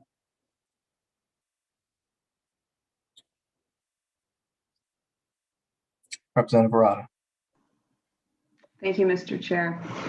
This program expires December 31st of 2021. So is it worth putting this sort of effort into it at this time, or is there a bill outstanding that would extend the program? That's a great question. The program benefits will continue to flow for some number of years after that date. I know that. It would not surprise me if there was a bill to extend the date for enrollment in the program, but I don't have an answer to that question. I don't know if maybe before we direct all this work to be accomplished, we should find out. Thank you. I'd be happy to look and see what's out there for legislation. I haven't seen anything yet, but I could easily we could take a look fairly quickly and see. But again, that's just what's printed as of now. So That's true. And But I we would can hate look to at the- make, oh, so I would hate to make substantial changes to the program for businesses that are currently enrolled in it. You know, we don't want to pull the rug out from under anybody. yeah, I'm happy to take a look at the requested titles that were published at cloture and then what's been printed so far. We're not aware of any immediately, but we can just double check on that. Thank you.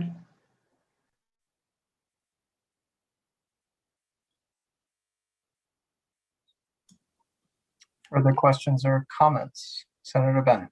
Yeah, just on that point, I haven't delved into the budgetary proposal as yet, but perhaps Representative Millet has seen it enough to answer that question as to whether there's a continuation of this program. I would imagine that, you know, in addition, if the program is envisioned being extended, it might be recognized in the budget.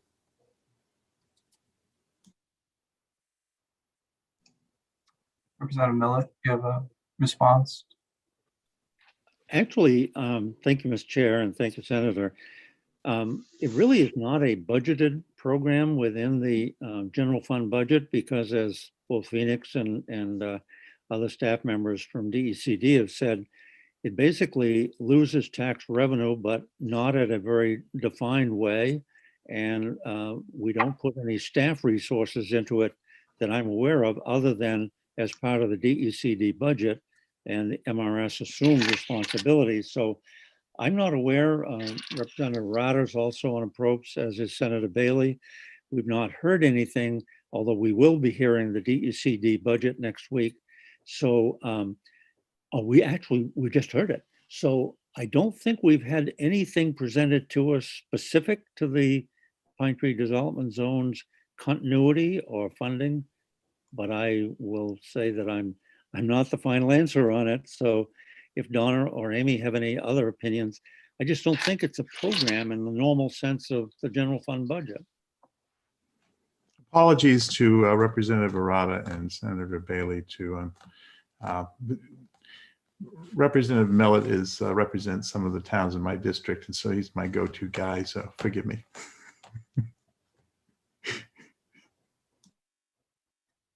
I don't know if Representative Arata or Senator Bailey have additional comments on that question. It's not an expenditure in the budget. I think it's foregone revenue. So we haven't seen anything regarding this program that I recall. And I think we went through this portion of the budget fairly recently. Thank you. Lucia has her hand raised. I'm going back to the earlier question. I have a quick answer from staff who were able to track down that there was on the published list of legislative requests by cloture, there is a bill and act to promote economic competitiveness in Maine by extending the end date for Pine Tree Development Zone benefits. We don't have the language, it hasn't been printed, so we don't know the exact details, but there is a bill title sponsored by Senator Daughtry. All right, thank you very much.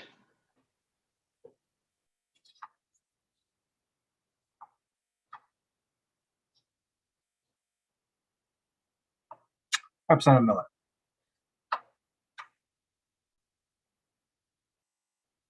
Thank you, Mr. Chair. Back to your comment a bit ago about a 45-day period assignment and some next steps, assuming we could give some direction before the legislative adjournment target comes up. Do you have, could you restate what you would like to see done? Because I thought I was hearing an action plan that might make some sense and could be achieved before we reach statutory adjournment. Sure, Representative. I can pose some questions that I would envision being included in a letter that we send to DECD and Maine Revenue. I can pose those questions and then talk about the process a little bit. So the questions are really contained in that sheet that's prepared by, I believe it was Jen Henderson. I'm not sure where it occurs in our binder, but it's the OPEGA limited scope review on Pine Tree Development Zones summary prepared for this meeting, February 26, 2021. Before I go into it, Lucia, do you know where in our binder that sheet's contained? Sure, that was something that we sent out this week. So it was sent electronically to members. We can screen share it if that would be helpful to you. That would be helpful. Okay, just a second. Would you feel like I can go ahead and do that? Make sure I find the, no, I might ask Jen to do, that's not what I want. Yeah, hold on one second. Here we go. Are you seeing that? No, that's not it either. I'm sorry. No, okay. It's okay. I'm gonna have to ask Jen to share it because I don't have it queued up if she has it, sorry. Sure.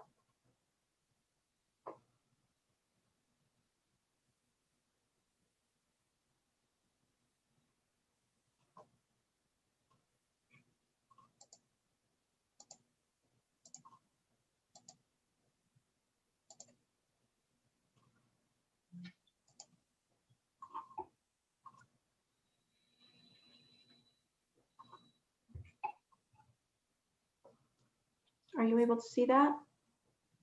Yes. Yes, thank you. Thank you both.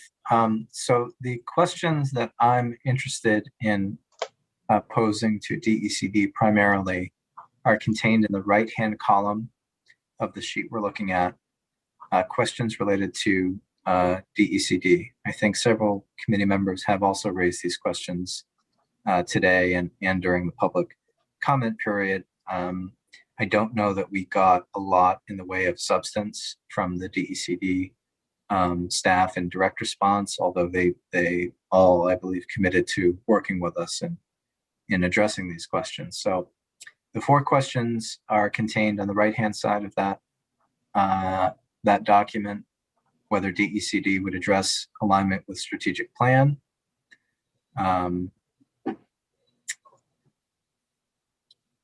I'm not sure that the second one is really, I think the first question really covers that.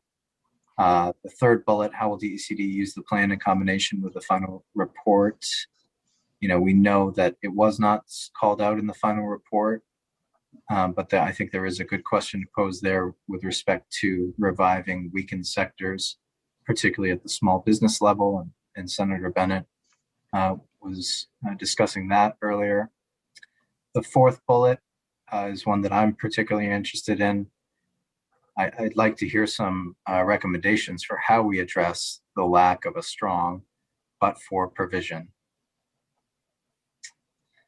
And then the final question, I think, has mostly been generated, our discussions mostly been generated here today, which is what can DECD recommend for stronger proactive program management to strengthen oversight and help ensure this program is effective.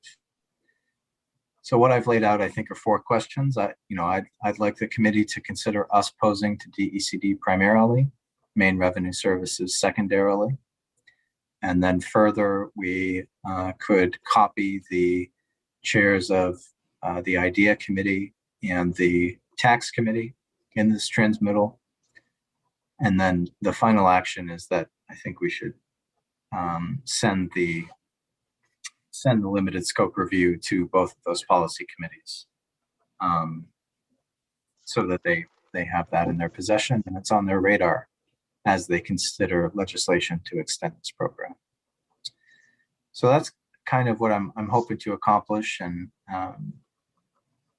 if it's appropriate, I'd ask the committee if they might, if a member might make a motion to that effect. And I'm sorry, finally, having this come back to our agenda in a 45-day period, and asking that the relevant parties provide responses to us in a 45-day period would also be part of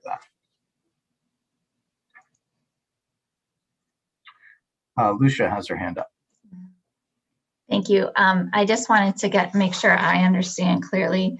The questions are outlined are questions for DECD, and you mentioned sort of secondarily asking questions for MRS. So I didn't know if the intent would be to send the letter to DECD and copy the relevant people at MRS, or if you had specific questions you wanted to ask MRS separately, because the questions outlined are clearly directed to DECD. So I just wanted to make sure I'm clear on that if you decide to go further in that direction. Yeah, that's a great question. I think that main revenue primarily can help us with perhaps the but-for question and with the oversight question, even though I understand the oversight lies primarily with DECD. Main revenue is certainly very much involved in the tax side of things. So we might direct most of the questions to DECD and might carve out those couple of questions for main revenue specifically. Thank you.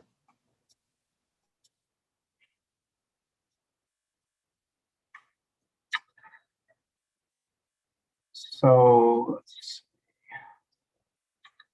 in screen share mode, I'm not able to see all of the committee members. So if you are interested in speaking, Representative Miller.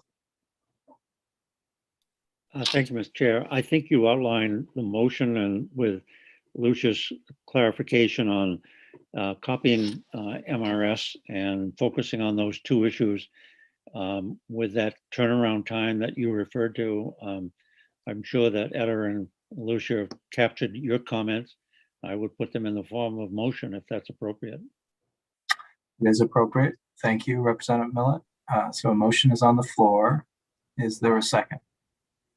Senator Vitelli seconds. Does the committee understand the motion? Questions or comments on the motion? Representative Arata. I just wanted to be clear that the elimination of any sort of a but-for statement is a possibility. Am I correct in that assumption that could be a recommendation? I'm not 100% sure I understand the question. Well, there could be the assumption made that any new jobs are due to this program, and with no need for further certification of that. Is that an option? I guess I'm sort of telling the department to maybe consider that as part of all, a multitude of options. Because I'm not crazy about the but-for, but that's just me. But I'd like to see all the options. Is that clear? Yeah, so I think for our purposes, I'll set aside my personal opinion, which I feel the but-for statement needs to be strengthened. And I think Representative Arata, you might be coming from a different direction, and that's fine. That's not something we have to debate as part of this motion. I think what we are asking DECD to come back to us with are more effective instruments for ensuring the tax benefits flow to the most in need businesses. So I don't think we are prescribing an approach in this motion.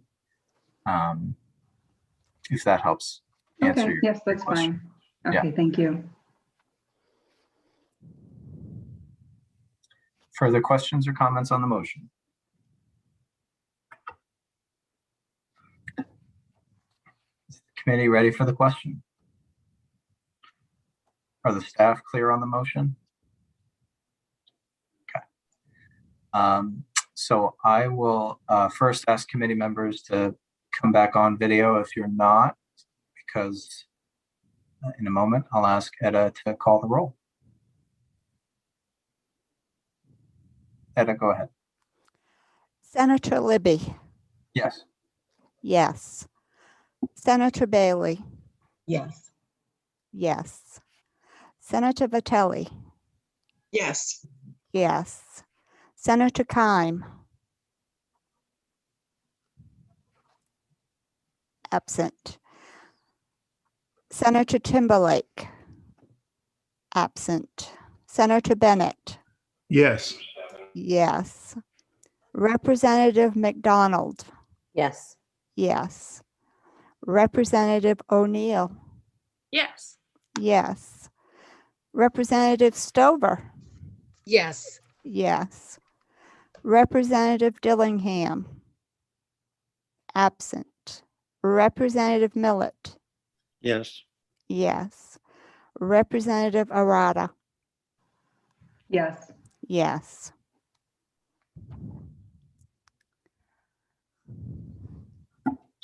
The motion carries and it is unanimous. Lucia, I have on our public agenda committee vote on this report. If it's a traditional tax expenditure review, there are a series of steps prescribed in statute for how we proceed. But this is not a formal tax expenditure review. This was an add-on, and it's called a limited scope review. So do you need us to take a vote on endorsement of this review? Sure. So yes, there are different procedures for reports under the tax expenditure review statutes and the standard reviews, program reviews that OPEGA does at the direction of the GOC. It is typical for the committee to take a vote on endorsement of a report. I believe you did that at your most recent meeting on the Maine Commission on Indigent Legal Services report. So if people can think back to that, I think that was just a couple of weeks ago. So this particular report, while it's on a tax incentive program, it came through as a more program review, not a tax expenditure review. So it's typical to take a vote on endorsement, and it's my understanding that that's what happens. There is not a statutory mandate for the traditional reviews. It is that the committee shall, at its discretion, vote on endorsement of the report, and the options in the statute are to endorse the report in full, to endorse the report in part, or to release a report without endorsement. And if it would be helpful, I can review what endorsement means. Thank you, Lucia. And I was trying to flip through my binder, the criteria we use to assess whether the committee endorses a report. So if you could point us to that section in the binder and briefly review it. Let's see, I have it in my notes. I'm not sure I'm learning my way around this binder, but let me just verbally tell you, and then in the meantime, sure. I can try and see if I could point you to it. But voting to endorse the report by OPEGA means that the GOC finds the results credible, objective, and sufficiently relevant and complete with regard to the assigned scope for the review, and that any recommendations are reasonable and appropriate for the issues identified. So the distinction really is that this is a vote on whether OPEGA responded to the questions that the GOC set forth in a way that was credible, objective, and sufficiently relevant and complete, as opposed to a position. So it's a position on the substance of it. It's more the quality of the work product. Thank you. And with that, I think a motion to endorse the report would be in order.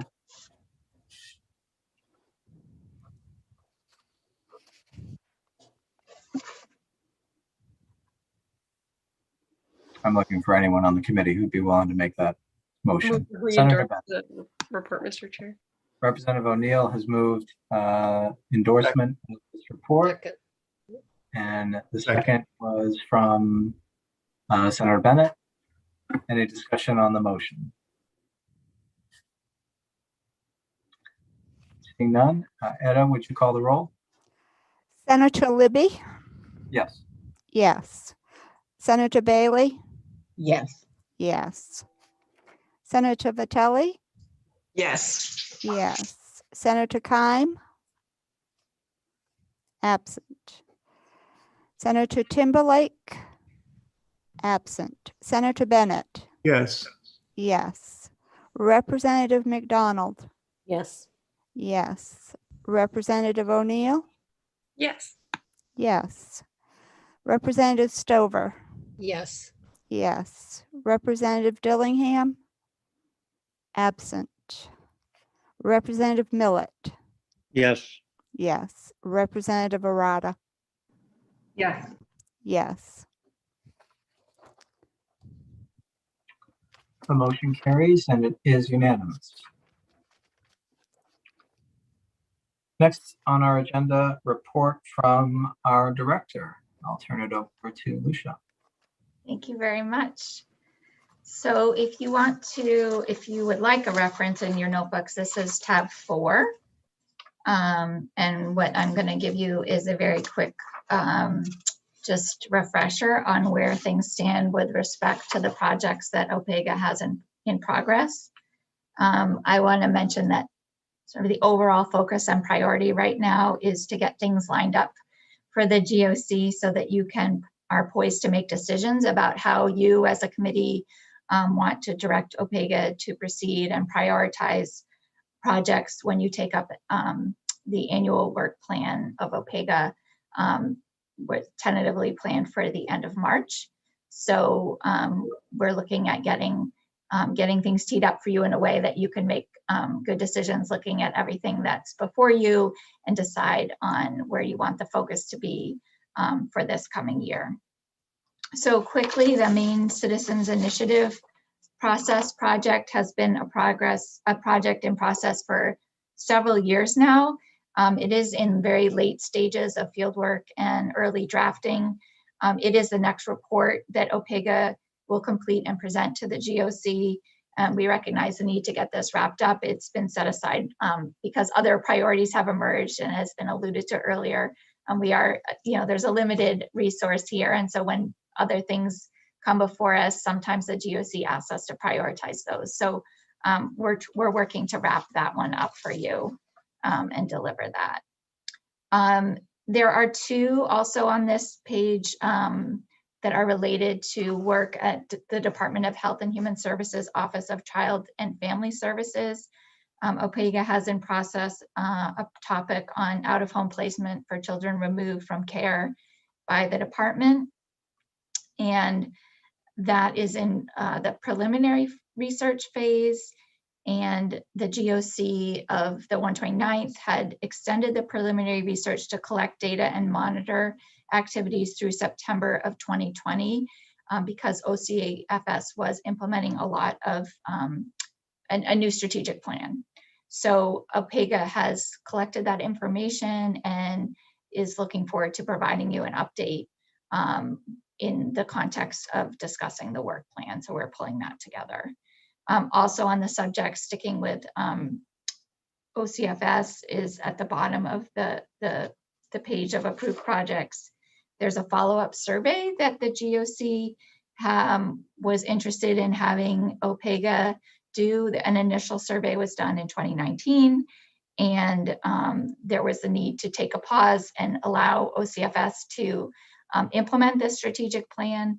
And so we will again put that before you as part of the work plan as to where you want to go with that at this point. Also on the approved list is the Maine Commission on Indigent Legal Services.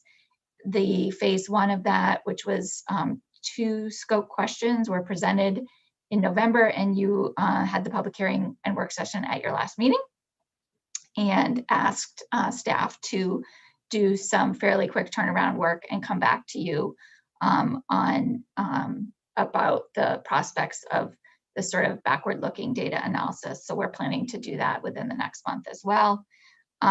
Also, there are 2 other scope questions that are still outstanding, and those are in field work. The Pine Tree Development Zones, you just have spent a lot of time on today. So I think you're all up to speed on where that stands. The other 3 projects that are in progress are tax expenditure evaluations. There's the seed capital investment tax credit full evaluation that's in fieldwork, and OPEGA plans to submit that report in the fall of 2021. And then two newer tax expenditure evaluations are the historic preservation credit and the research expense tax credit. So what OPIG is working on right now for both of those is developing the proposed parameters. Part of the process for tax expenditures is that the OPEGA puts together parameters for the review and brings those to the GOC, and those are part of the formal process of going through a tax expenditure evaluation. That this may make more sense to new members once you have the overview and review of the tax expenditure process, which the chairs have tentatively scheduled for your March 12th meeting. So some of what I mentioned regarding tax expenditure reviews may make more sense to you after we have that discussion and presentation. And so that is what I have for you at this moment. Thank you, Lucia. Are there questions or comments on this matter?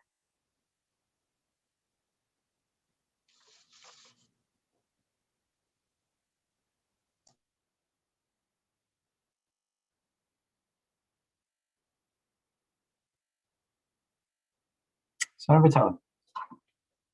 Thank you, Senator Libby. So just a question, since we've, in a sense, sort of put the Maine Blueberry Commission on a slightly different track, will it show up on this list at some point if it comes back to us for further review? It's a great question. So I think it will not appear on this list unless we, at a future meeting, take a vote to put it on our work plan or put it on our rapid review or rapid response list. So I think that's probably where it sits. Lucia, correct me if I'm. Yeah, I was just going to say this particular document is organized in terms of approved projects, has a section on that are approved and in progress. There's a section on approved but pending planning. There's a section on things that are have alternatively been called on deck or standby. And then, so, you know, we can organize information for you however you wish. New requests, you know, we can, if it's helpful to have that on one document to also say outstanding new requests, there's no, you know, that would be something easy to add if that would be helpful to you to have it in one place. But right now, the way it's set up, there's not a category on that list for pending new requests, but let me know if you would like that added. I think that's a constructive suggestion. I'd welcome that addition. Another thought is we have two items on our list that, you know, one originated 11 years ago regarding the Department of Corrections, and then another originated 8 years ago regarding DHHS. And so I think one of the things that I found serving on GOC is that, you know, we will often be asked to undertake new reviews, and we have to make decisions based on our staff capacity, projects that are in progress, and what is on our on deck list.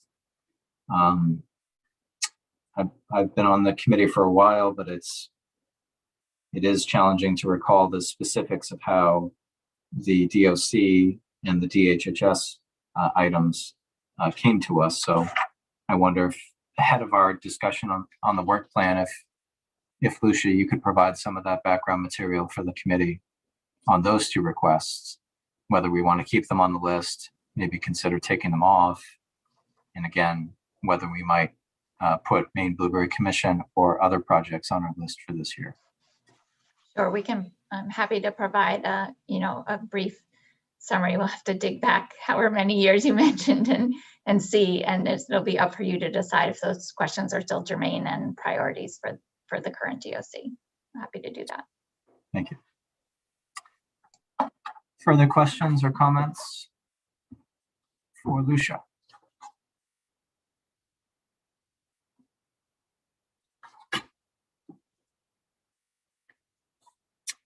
Seeing none, thank you. Next on our agenda is planning for upcoming meetings. So we'll convene again in 2 weeks, which will be March 12th, 2021. We're planning to do an overview of the tax expenditure review process, updating the tax expenditure classification and the schedule. I think we will have the Maine Blueberry Commission request carried forward as old business. If there's the opportunity for some work to be done between now and then, that would be great. Although I think we talked about perhaps giving interested parties a month to do that work. If, and I guess I'm mostly speaking to Representative O'Neill at this point, if the committee is able to take some action in the next couple of weeks and you're ready to present some of your findings to us at the next meeting, that would be welcome as well. Thank you. Yeah, we'll see what we can do to get it on the calendar and speak with interested parties. Okay.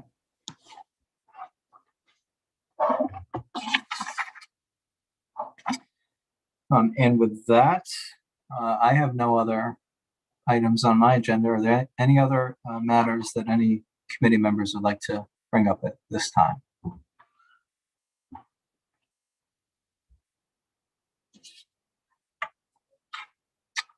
Seeing none, Lucia, is there anything else we need to take up? No, I think we're all set. We'll be working on pulling together the various letters and information that have been requested today, and look forward to seeing everyone again in 2 weeks. Okay. So with that, I thank the committee for your work today, and I'll look to Representative Millett for a motion to adjourn.